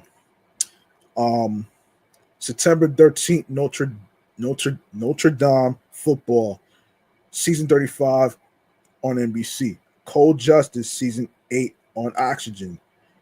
Death Row Confidential, Secrets of a Serial Killer, new docuseries on Oxygen. September 14th, Emmy Awards, live awards special on BritBox. Ride with Norman Reedus, season 7 on AMC. September 15th, Celebrity Name That Tune on Fox 5, season 6. Check your local listings. Following Celebrity Weakest Link, new game show series on Fox 5. Check your local listings. Futurama season 13 is on Hulu. You can catch that there. Halloween Baking Championship season 11 on the Food Network. Antiques Roadshow season 29 on PBS. And of course, J. Hud's The Jennifer Hudson Show has been renewed for season 4 and is coming out on September 15th on Fox 5. Check your local listings. September 16th, Dancing with the Stars, season 33 on ABC. High Potential, season 2 on ABC. Followed by Love Island Games, season 2 on Peacock. The Real Housewives of Salt Lake City, season 6 on Bravo. 100 Day Dream Home, season 2 on HGTV. Top Guns, The Next Generation, new docuseries on National Geographic. September 17th, The Morning Show, season 4 on Apple TV Plus. Gen V, season 2, Prime Video. Matchroom, The Greatest Showman, new docuseries on Netflix. Followed by Next Gen Chef, new competition series on Netflix. Human, new docuseries on PBS. Sin City Rehab, new docuseries on HGTV.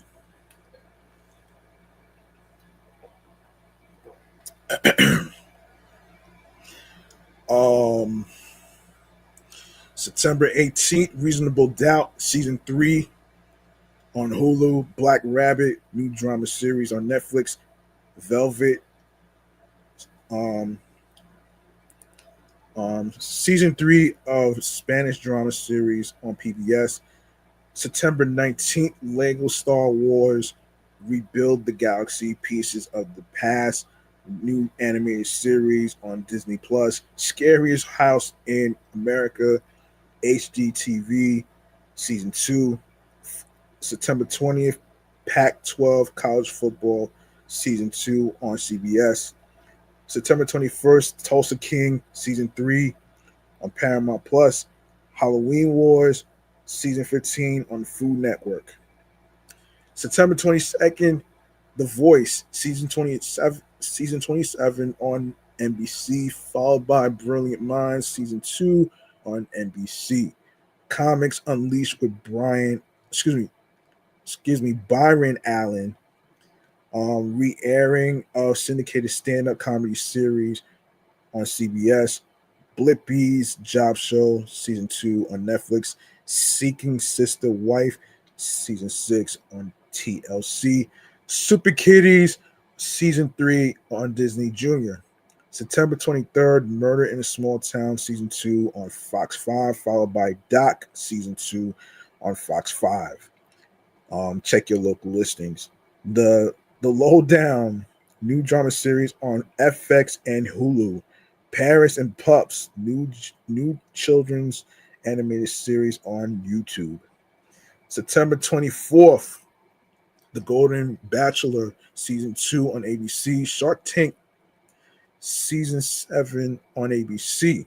Survivor season 49 on CBS.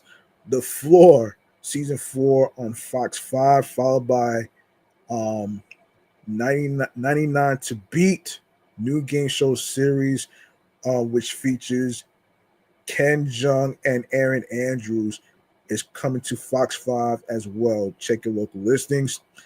Law and Order Toronto Criminal Intent.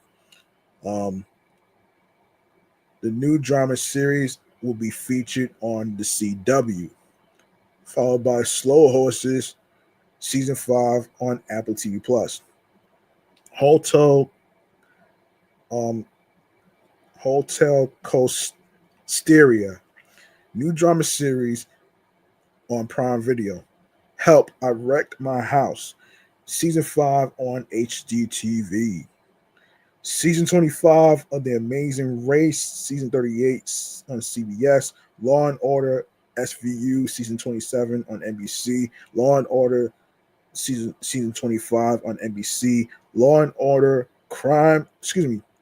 Law and Order Organized Crime is returning to NBC for season 5 linear premiere. Hell's Kitchen, season 24 on Fox, followed by Special Forces World Toughest Test, season 3, also on Fox. Alice in Borderland, season 3 on Netflix, followed by House of Guinness, new drama series on Netflix. The Paper, new comedy series on Peacock. The Red King, new drama series on AMC Plus. Silent Witness, season 28, BritBox. Season 26, Celebrity Wheel of Fortune, season 6 on ABC. 2020, season 48 on ABC. Damn, 48 seasons? Damn. Dateline season 34 on NBC. The Savant, new drama limited series, is on Apple TV Plus. Pokemon Concierge season 2D on Netflix. September 27th, 48 Hours, season 39 on CBS. Big Ten Saturday Night, new season on NBC and Peacock. September 28th, America's Funniest Home Videos, season 36 on ABC. 60 Minutes, season 58. Damn! Season 58 on CBS. Oh, wow. And one of my longtime favorite cartoons that's been around for years is The Simpsons. Season 37 coming out on Fox 5, alongside with the Animation Domination cartoon shows. Universal Basic Guys season 2 also coming to Fox. Crapopolis season 3 on Fox, and Bob's Burgers season 16 on Fox as well. Sister Wives season 20 on TLC. All right. All right. I'm gonna stop right here. With September 29th. I'm gonna stop right there. All right. I'm gonna stop right there. I want to actually talk. There's something I wanted to talk about actually. It's something that I wanted to talk about actually, and remains to be seen actually.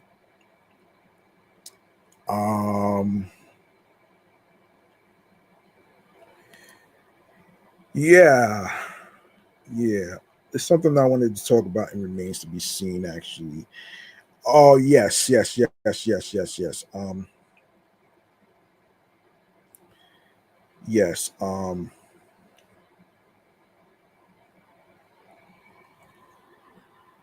Something I wanted to talk about. Yeah. Okay. I know exactly what I'm going to talk about actually. So let me just look for it. Let me just look for the the topic. Let's look for it.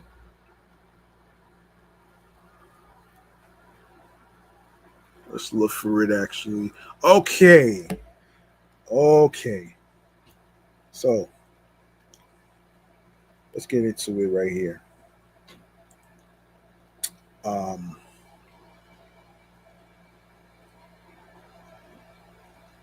oh wow. Angela Yee Day. I forgot about that shit too, man. I forgot about that shit. I had other topics to actually talk about here, man. So please forgive me.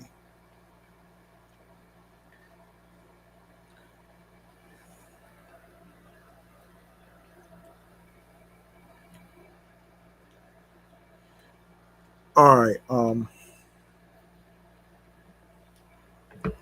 Okay. Okay. Time for remains to be seen. I want to talk about something. There's a free event that's happening in Long Island, so let's get to it right here, right now, in a special edition of Remains to be Seen. Remains to be seen, kid. Get it? Remains to be seen. All right, check this out, folks. There is a free event that's happening in Hempstead, Long Island. I got the flyer on me on my other tablet right here. Now I'm going to break this down right here. So, so here's what's going on here. So, County Executive Bruce Blakeman presents free summer concert series, which features the Video Music Box Experience. That's a free event family affair, which is happening on Monday, August 25th at 6 p.m. and which includes classic hip hop, R&B, gospel, reggae, and jazz whatsoever. And in case anybody's wondering, it takes place in Iceman Park, East Meadow, New York, which is in Long Island. The Harry Chapin, the Harry Chapin Theater, which features Rakim, the legendary VJ DJ Uncle Ralph McDaniels from Video Music Box is going to be there. Dre's from Black Sheep is going to be there. Renee from Jeanne is going to be there. Strafe, who has the classic hit "Set It Off," which is one of my favorite tracks right there. Fonda Ray, over like a fat rat. Wow, wow. You got Jeff Red, James Hall, Late Development, um, Fear None, and JV Force, DTA Experience, DJ Lennox, DJ Chuck Chill Out. Um, yeah, yeah, DJ Chuck Chill Out is gonna be there, excuse me, as well. Um, so this is a free event actually. Now, as far as tickets, I'm not as far as tickets though, I know this is a free event though. I know this is a free event. I don't think they said anything about anything in regards to tickets. So yeah, this is a free event actually. So y'all can check it out, man. Eisenhower Park in Hempstead, Long Island. All right, Hempstead, Long Island is where it's at though. And I want to remind y'all in regards to Universal Circus. Universal Circus. The tickets starts today. It comes out today. Make sure y'all get your tickets to Universal Circus. All right. I have. I actually let me see if I can actually find that website for you folks at home, so y'all can really get in on the action here. Hold on. Hold on.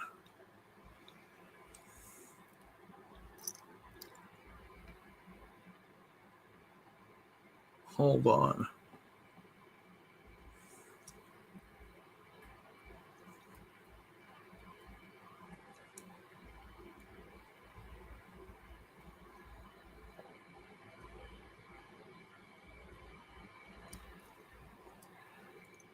All right, let me do this. Let me do this.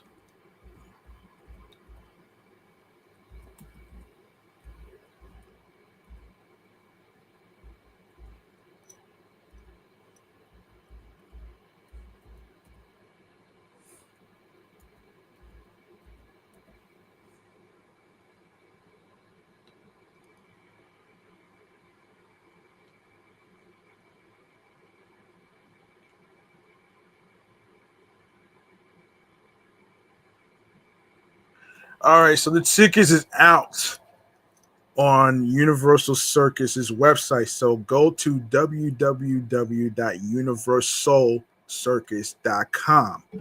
I'm gonna go over the date. I'm gonna go over the date of when they're gonna be at on Roy Wilkins Park in Queens. Let me go over it with y'all in case y'all didn't hear from the previous episode. Let me see. I want to actually hold on. Universal. Okay, hold on a second.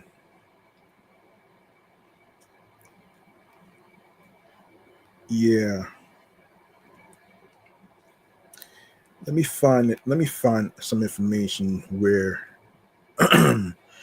okay, there's a list of dates on their website. I want to actually go over each with y'all. So, um, okay, okay, Universal.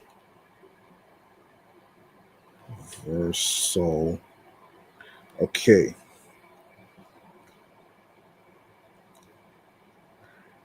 all right, it's out right now. Actually, let me see if I can find it. Let me see if I can find it though.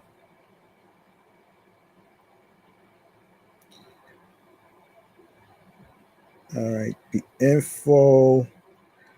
Okay. Oh shit. Wait a minute. Oh yeah. Oh my god. I was not aware. I was not aware that there was going to be it was going to be at the Green Acres Mall, or 11 a.m. to 7 p.m. at Green Acres Mall, and 10 a.m. to 4 p.m. at Barclays Plaza. I had no idea, man. But about that though.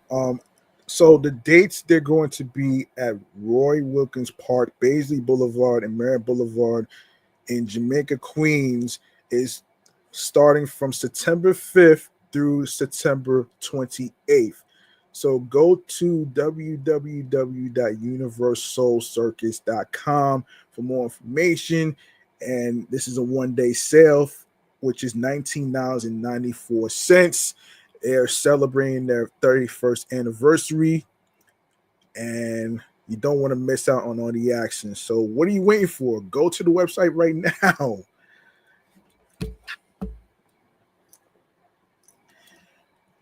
All right. All right. So, oh my gosh, man. Oh my fucking gosh, man. I do apologize for that shit though. Let me see. Let me see what's going on here. So we have. Let me see what we got here.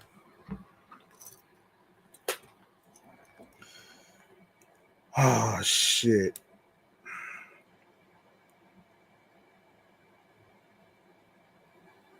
Okay.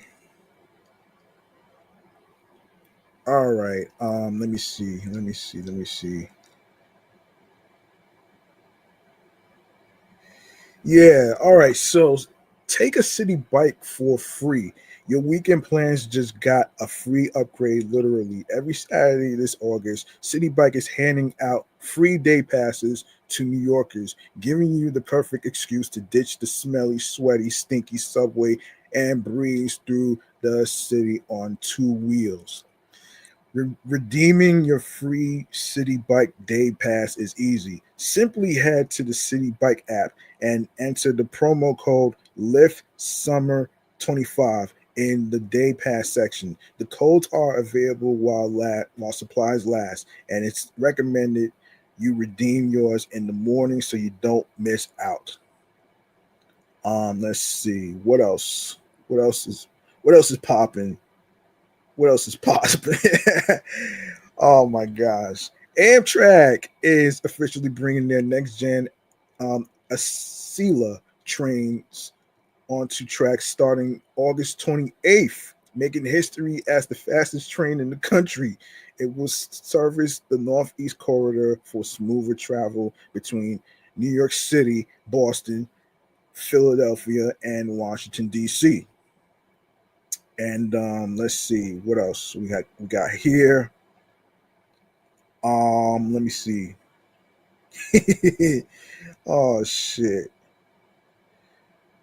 Oh my gosh. Yes, so tomorrow, Sunday, August 24th, August 24th, the US Open will officially kick off, and the greatest players in tennis will fight for the top prize at Arthur Ashe Stadium for the next few weeks. As I previously talked about in Fan Week US Open in episode 415, y'all can listen to that episode and y'all can get more information from there and all that great stuff. So this, for those of you who may not know, U.S. Open takes place in Flushing, Queens, New York, where the 7 train runs, and it's not too far where City Field is going to be. So it's not that far. So it's kind of far. It's not that far apart from one another. All right. So if you can't make it to a ticketed event, you can enjoy Fan Week, which ends on Saturday, August 23rd, which is today. Wow. Take advantage of great bites, fun activations, kids' day events, and catch free practices and matches before the main event. Celebrate the return of Jeep Cherokee. Most New Yorkers might opt for the subway versus driving, but they'll want to celebrate the return of the Jeep Cherokee with an immersive experience at Domino Park in Williamsburg, which is in Brooklyn, for those of you who may not know at home. On Saturday from 9 a.m. to 9 p.m., visitors can take part in lawn games, nostalgia photo ops, enjoy live music sets by DJ Pearly, 6 p.m. to what is it, 6 p.m. to 8 p.m. and grab a bite at food trucks from 11 a.m. to 7 p.m. Try pizza ice cream at Oddfellows in Dumbo. Wait, what? What? Why? Why in the fucking hell would you mix pizza with ice cream?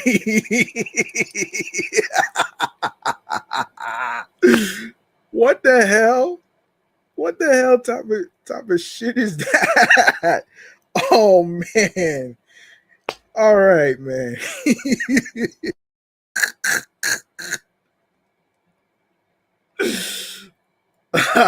Oh man. Oh shit. Oh my gosh, man. Oh, oh man. Oh my gosh.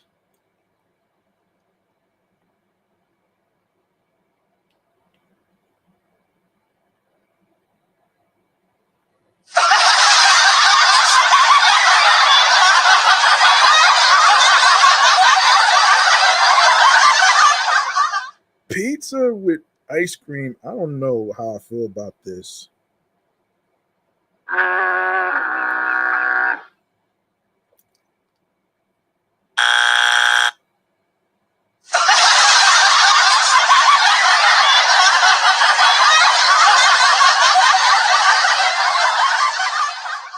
Okay, Oddfellows is at it again. Several weeks ago, the ice cream shop got everyone's attention with breast milk ice cream.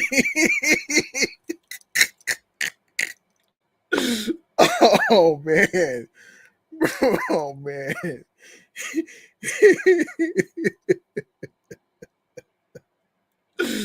Oh shit. Oh my fucking god, breast milk ice cream. That's the thing I was hearing about as I was watching oh man, Good Day New York one day. Oh my goodness.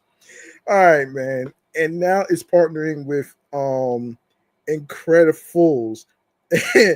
also known as the Pizza Cupcake, for pizza ice cream. Get a scoop before the collab ends on August 28th. Oh man. Wow. Wow. Oh my gosh. I needed that laugh, man. I needed that laugh, man. I really needed that shit though. That's funny. Oh my gosh. New York Botanical Garden. Hmm. Yeah. All right, now through August 26th, wander through a vibrant lawn of yellow blooms, dance to live music and performers, and stare in awe at the night sky with the illuminated starry night inspired drone show. NYBG, which is New York Botanical Garden, captures Van Gogh's work in unexpected ways excuse me, ways this spring, and you don't want to miss out. Come evening, the exhibition Van Gogh's Flowers comes aglow, culminating in a drone show that lights up the sky. Oh man. Oh my goodness. Oh my goodness. Oh man. What is this?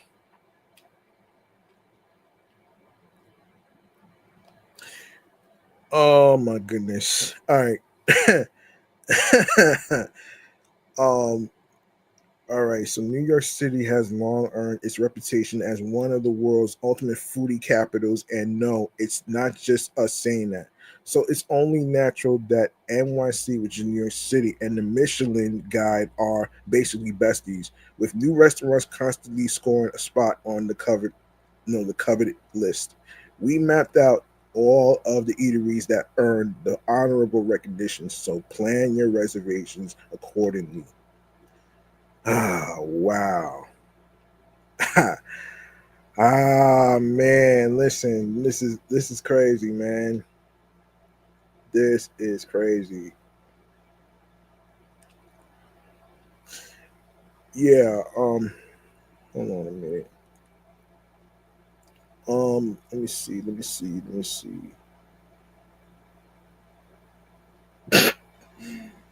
Man, let me see this. So NYC is getting a taste of the Hamptons mainstay right in Tribeca. Lunch lunch lobster roll of Amagen set is teaming up with American Cut, which is located at 363 Greenwich Street, for a summer of beachy bites. And we are never ones to deny ourselves a good lobster roll. From now until Labor Day, urbanites are welcomed into American Cuts bar, lounge, and outdoor dining area, daily from 5 to 7 p.m. for some lunches, Hamptons meals, which is $28. Um, the menu includes two mini lobster sliders, a choice of Caesar salad, or truffle fries. Now, I don't wait truffle fries. I'm gonna have to take a look. I'm gonna have to take a look at a picture of that shit though and how it looks. And a classic gin or vodka martini delivering beachside vibes with a Manhattan twist. Oh man! All right, thrill seekers rejoice. Luna Park is open for the season and is bringing plenty of classics along for the ride. Once on the grounds, there are plenty of thrills, including the high thrills Astro Tower and Clockworks, as well as the more tame speed boats and carousel. Should you have your heart set on snagging a prize, try your luck at the whack a mole or the water racer. Ready for some vitamin D and sand between your toes? Bring your cooler and a good book for your beach outing. We round up the best in the city and nearby, from the Rockaways to Manhattan Beach. Everybody, be careful out there. Be careful out there, man, with those rip currents, man. That shit is no joke. All right. That shit is no joke, man. And how I talked about, especially how I talked about what went down with Malcolm Jamal Warner, who drowned by the rip currents in Costa Rica. So I mean, y'all should actually learn a lesson from this. All right. And yeah, and there's a swimming pool. If you're looking for swimming pools, from the new pool at the Davis Center in Central Park to fun rooftop pools with swanky accommodations, NYC has some great selections once the heat strikes. Well, and there's also some street fairs. Stop by NYC's best street fairs and night markets. No reservations, no problem. You can snag one of the best dishes in city without stepping foot inside a restaurant. Here are a few of our favorite food festivals that are worth a pit stop this season. You got the Bronx Night Market, Smorgasburg, Smorgasburg. You got Queens Night Market, and then you have Uptown Night Market. Okay, here we go. Here you go. Grab fresh fruit and veggies from your local farmers market. No need to head out of town for farm fresh finds. They are right in NYC at your local farmers market. Our guide will help point you toward the best produce, plants, and florals in town. What are you eyeing for your shopping list? Okay, so let me see. Let me see if there's anything fun and interesting and stuff. Um, there's anything fun and interesting. Look, listen, man. If y'all looking for cooling centers and all that other stuff, please make sure you call 311. So they'll give you some locations in a local neighborhood near you where you can actually cool off from the heat and the heat wave and stuff. And of course, make sure you have your water with you alongside with your Gatorade, your ice cream, where you having ice creams and all that other stuff, all Italian icings and all that other stuff. You know, all that stuff actually helps, especially when you're trying to cool off and stuff, man. So make sure you don't let your ice cream melt. Don't let your Italian icings melt as usual. So yeah, there you go. There you go. One last thing before I wrap up here, man. I want to actually talk about there is there is an interesting Nintendo character that's in there's an interesting Nintendo character that's featured in a Sonic Racing Crossworld game. This is interesting, man. You want to know what that is? I am going to break this down in another segment right here. In this segment right here, the video game entertainment newsroom. So let's get into it right here, right now. Oh man, let's get into it right here. Hold on, hold on.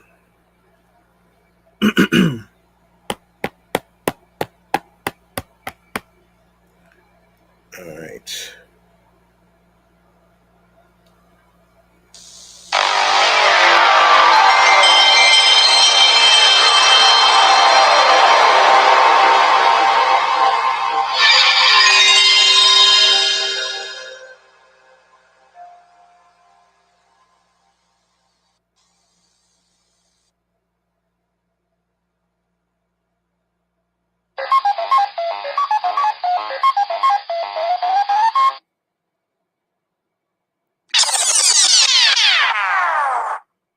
That's not it.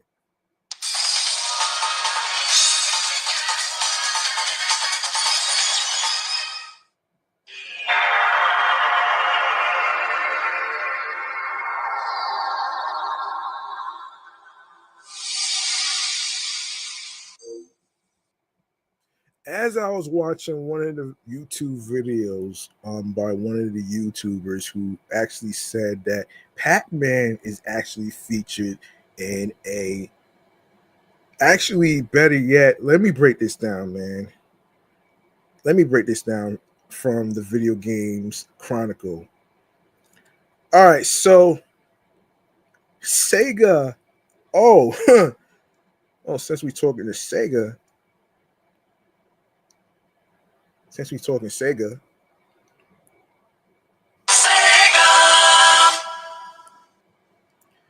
All right. All right, so let's see. So Sonic and Bandai Namco have announced that Sonic and Pac-Man will be appearing in each other's next big release. So Sonic Racing Crossworlds will feature Pac-Man crossover DLC, which will be appearing as part of the game's first season pass.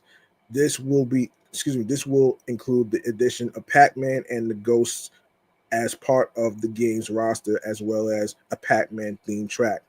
After this Pac-Man World 2 repack, the upcoming remake of the PS2, GameCube, and Xbox platformer will feature Sonic themed DLC, including 3 Sonic collaboration stages and a Sonic costume for Pac-Man. Sega has now revealed 5 of the 6 crossover packs that will be arriving as part of the first season pass in Sonic Racing Crossworlds, which is coming out in September. The Pac-Man crossover content will be joining racers and tracks from Minecraft, SpongeBob SquarePants, Teenage Mutant Ninja Turtles, Mutant Mayhem, and Avatar Legends. Bandai Namco announced Pac-Man World 2 repack last month. The game will be a remake of its source material, much like Pac-Man World repack before it. Pac-Man World 2 was originally released in 2002 on PS2, GameCube, and Xbox. This remake gives the game a modern makeover as well as expanded levels and packed village, quality of life improvements, and voice acting. It appears that this includes the return of Martin Sherman, who voiced Pac-Man in the third game, Pac-Man World 3. According to Bandai Namco, the remake will give Pac-Man new abilities, will update the boss battles, and will add new characters, collectibles, and customizations. It will also feature a 2-player mode. So there you go, right there. Oh, let me look up the date of when let me look up the date of when Sonic Sonic World no Sonic Racing Crossworlds is coming out. Let me look up the date. Sonic Racing. All right, let me look it up right here for you folks at home. So it's coming out September 25th. All right. It's coming out on September 25th for Nintendo Switch, PlayStation 4, PlayStation 5, Windows, Xbox One, and Xbox Series. Market calendars. A Nintendo Switch 2 version is planned for a later date, so for that date, be sure to check that out. Also, let me see something here. Also, let me see something. Let me see something here.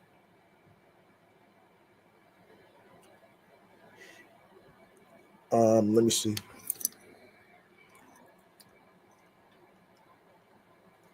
All right, you know what? You know what though?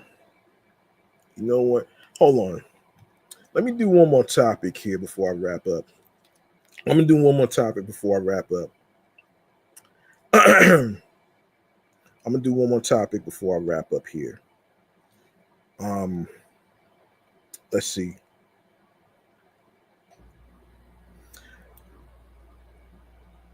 Actually, let's do one more topic though. Oh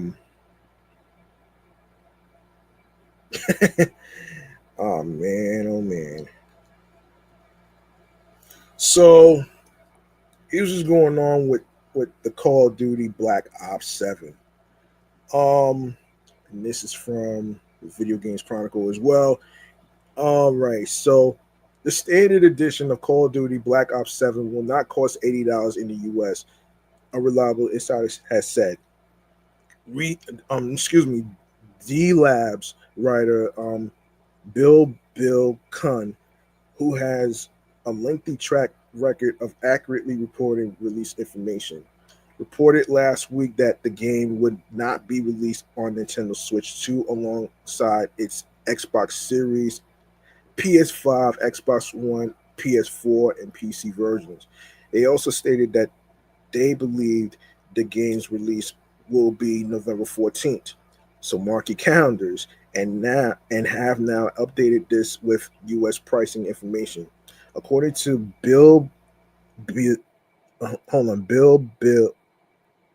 Kun, the standard edition of the game will cost $69.99.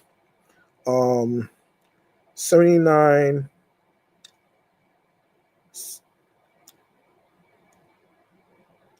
€79.99, while the Vault Edition, which is the game's equivalent of a deluxe edition and will include extra content, will be priced at $99.99 and 109.99 euros.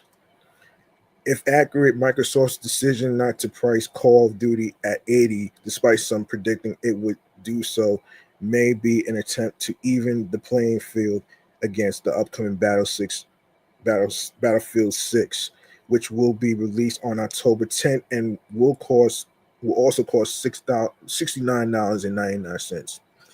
Battlefield 6's recent open beta sessions managed to hit a peak of 521,079 concurrent players on Steam at one point, suggesting EA's game could sell well when it's released. Had Black Ops 7 been $10 more expensive, this could have swayed some players in Battlefield's direction.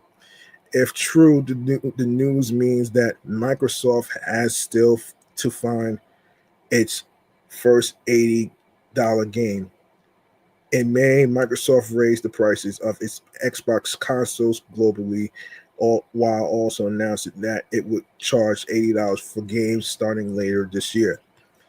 It then announced in June that The Outer Worlds 2 would be the company's first $80 game, before reversing that decision last month and opting for a $70 price point, instead causing some to believe that Black Ops 7 would instead be the first $80 Microsoft title.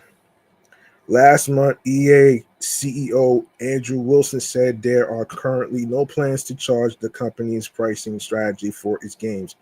And quote, "We're not looking to make any changes on pricing at this stage, but that's in the construct of we already offer a fairly broad pricing scheme across our various products," Wilson explained during an earnings call Q&A.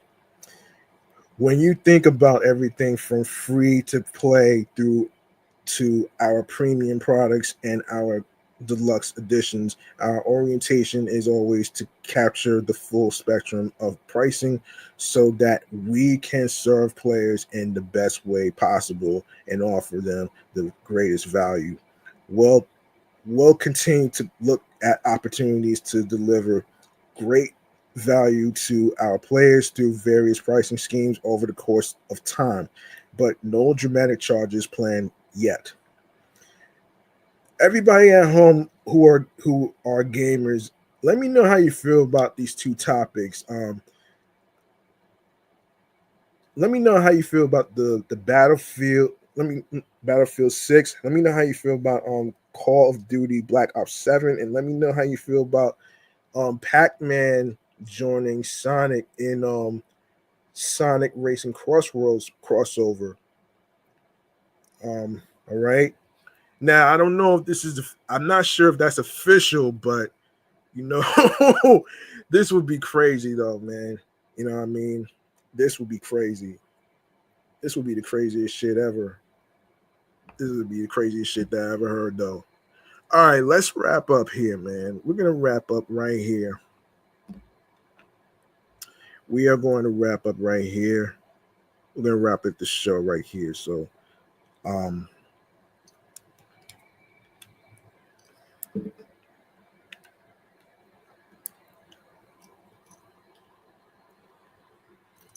all right, let me find that.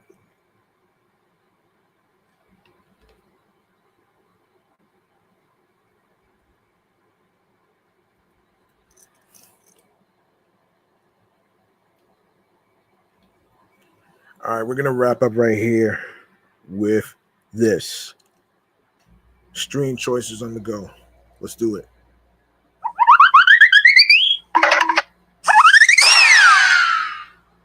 All right, make sure you follow Off the Meat Rack Chainz New York Avenue podcast on Facebook, Bluesky Social, alongside with Threads and Instagram. Same goes with my other podcast shows that I'm doing, which is the Sports Edition show, Excellent Fun Vibrant Talks podcast, and of course, my entertainment review show,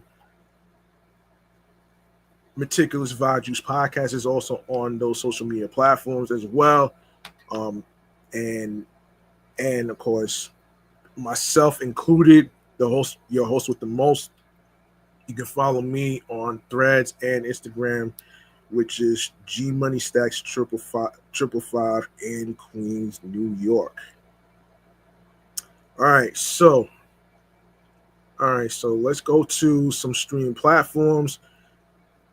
And Linktree / G Money Stacks. As you click on there, be sure to look through the streaming platforms.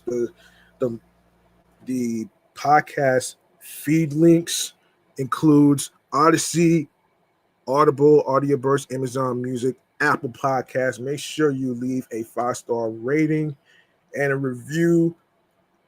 Tell me how you feel about the topics in today's episode and previous episodes and each new episode. It'll help me increase my confidence, my creativity in terms of the topics and everything else in between. So I really appreciate this, man. So please, don't forget to leave a 5-star rating and a review on Apple Podcasts. If you have Apple Podcasts, be sure to leave a 5-star rating and a review. It will be truly appreciated. All right, so we are on.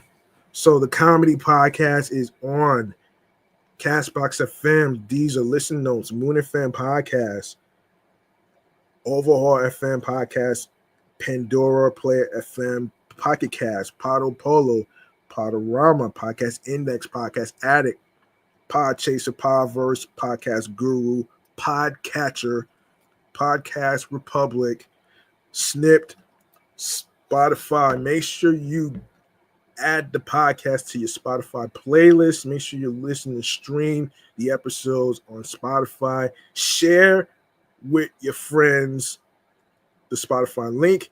Make sure you press the notification bell for when new episodes will be dropping. You can also listen on Spotify for creators. You can also leave a comment.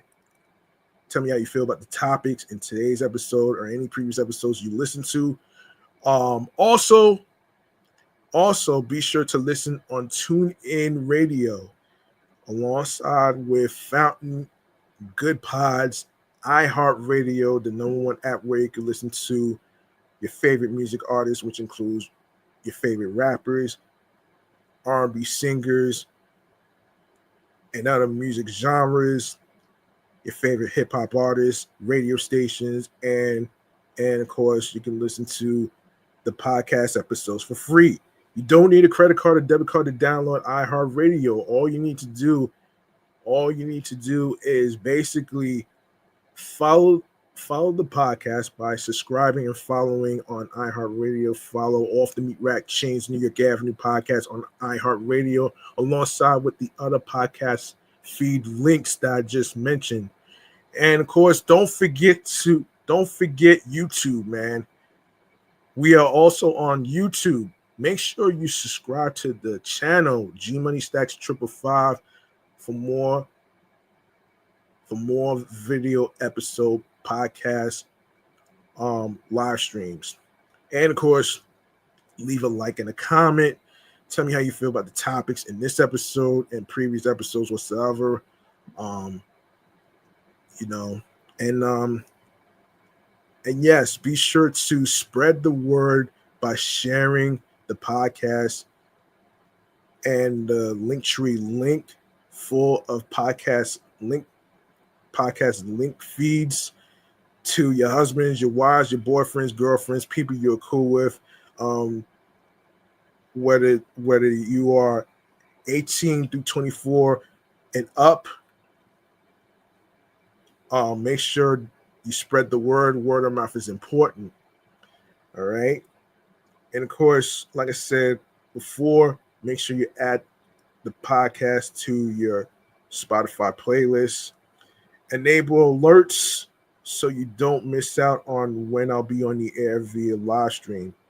And of course, new episodes are going to be dropping on Mondays, Wednesdays, and Fridays on every streaming platform. And don't forget to subscribe to my other YouTube channel pages, which is my sports YouTube channel page,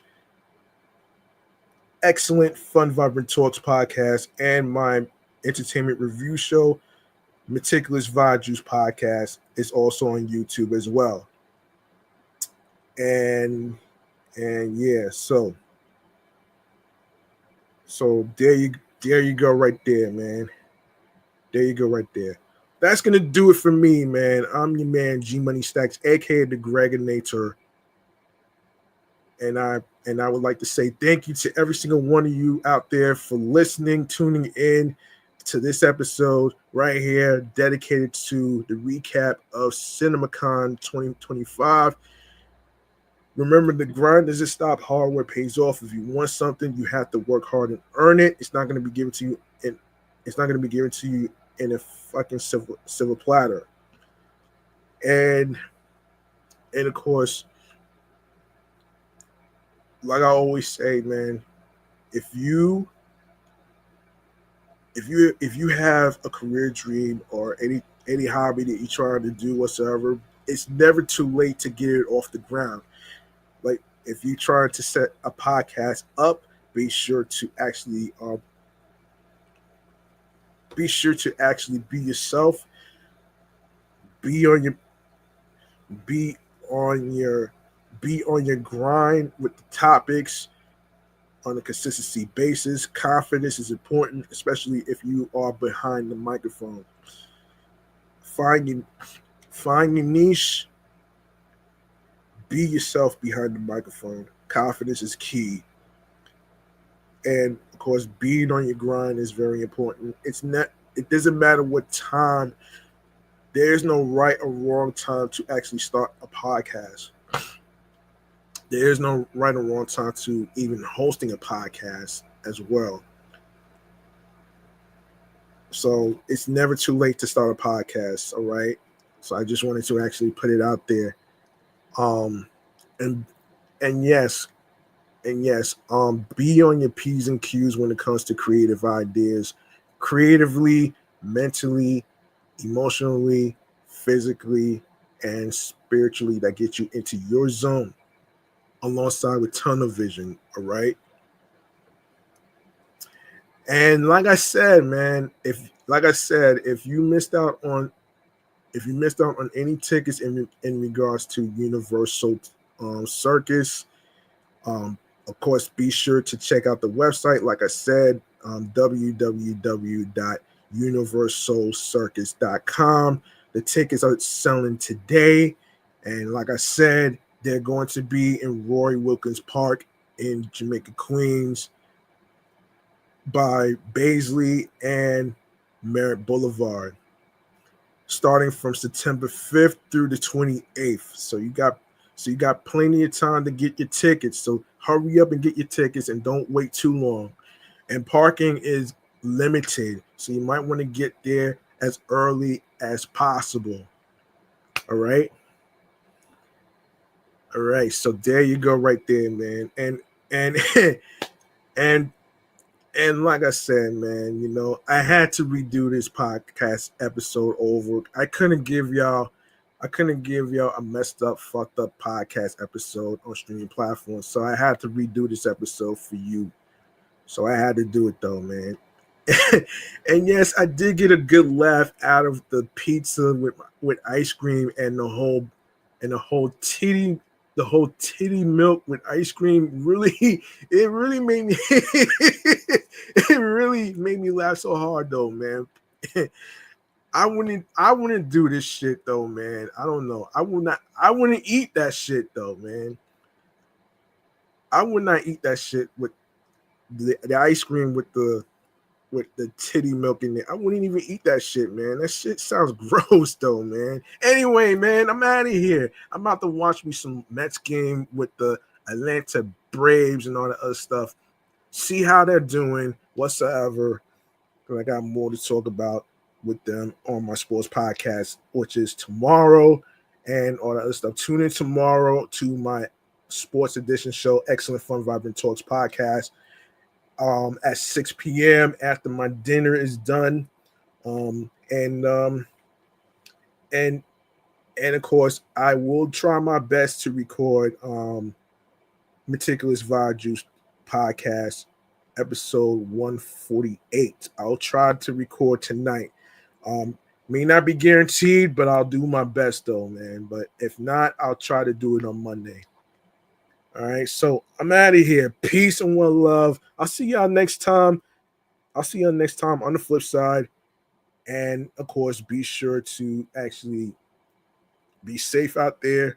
I hope y'all have fun this weekend on the fun activities that I just talked about in episode 415 and today's episode whatsoever involving the tickets to Universal Circus and everything else in between. And in case you're wondering where I got the fun activities, I got it from a website called Secret NYC. All right. That's pretty much where I get my fun activity topics alongside with timeout.com. So there you go. Y'all can check those out if y'all looking for some fun activities for the week and weekends. So don't worry, I got y'all. I'm your man, and I'm going to be the main person covering some fun activities, transient news of the MTA, what's going on behind the scenes, Long Island, whatever I'm going to be able to cover. So, and sorry about that, wrong button. And I'm out of here, man. I'm out to be out of here, man. Peace and one love, man. Y'all take care of yourselves. And of course, if y'all at the Mets game in Atlanta, I hope y'all get a chance to win a second game. I hope y'all get a chance to win a second game whatsoever. I hope y'all get a chance to win the second game. And yeah. And of course, as a New York Mets fan, let's go Mets. I hope they win. Peace. Good night, everybody. Hold on.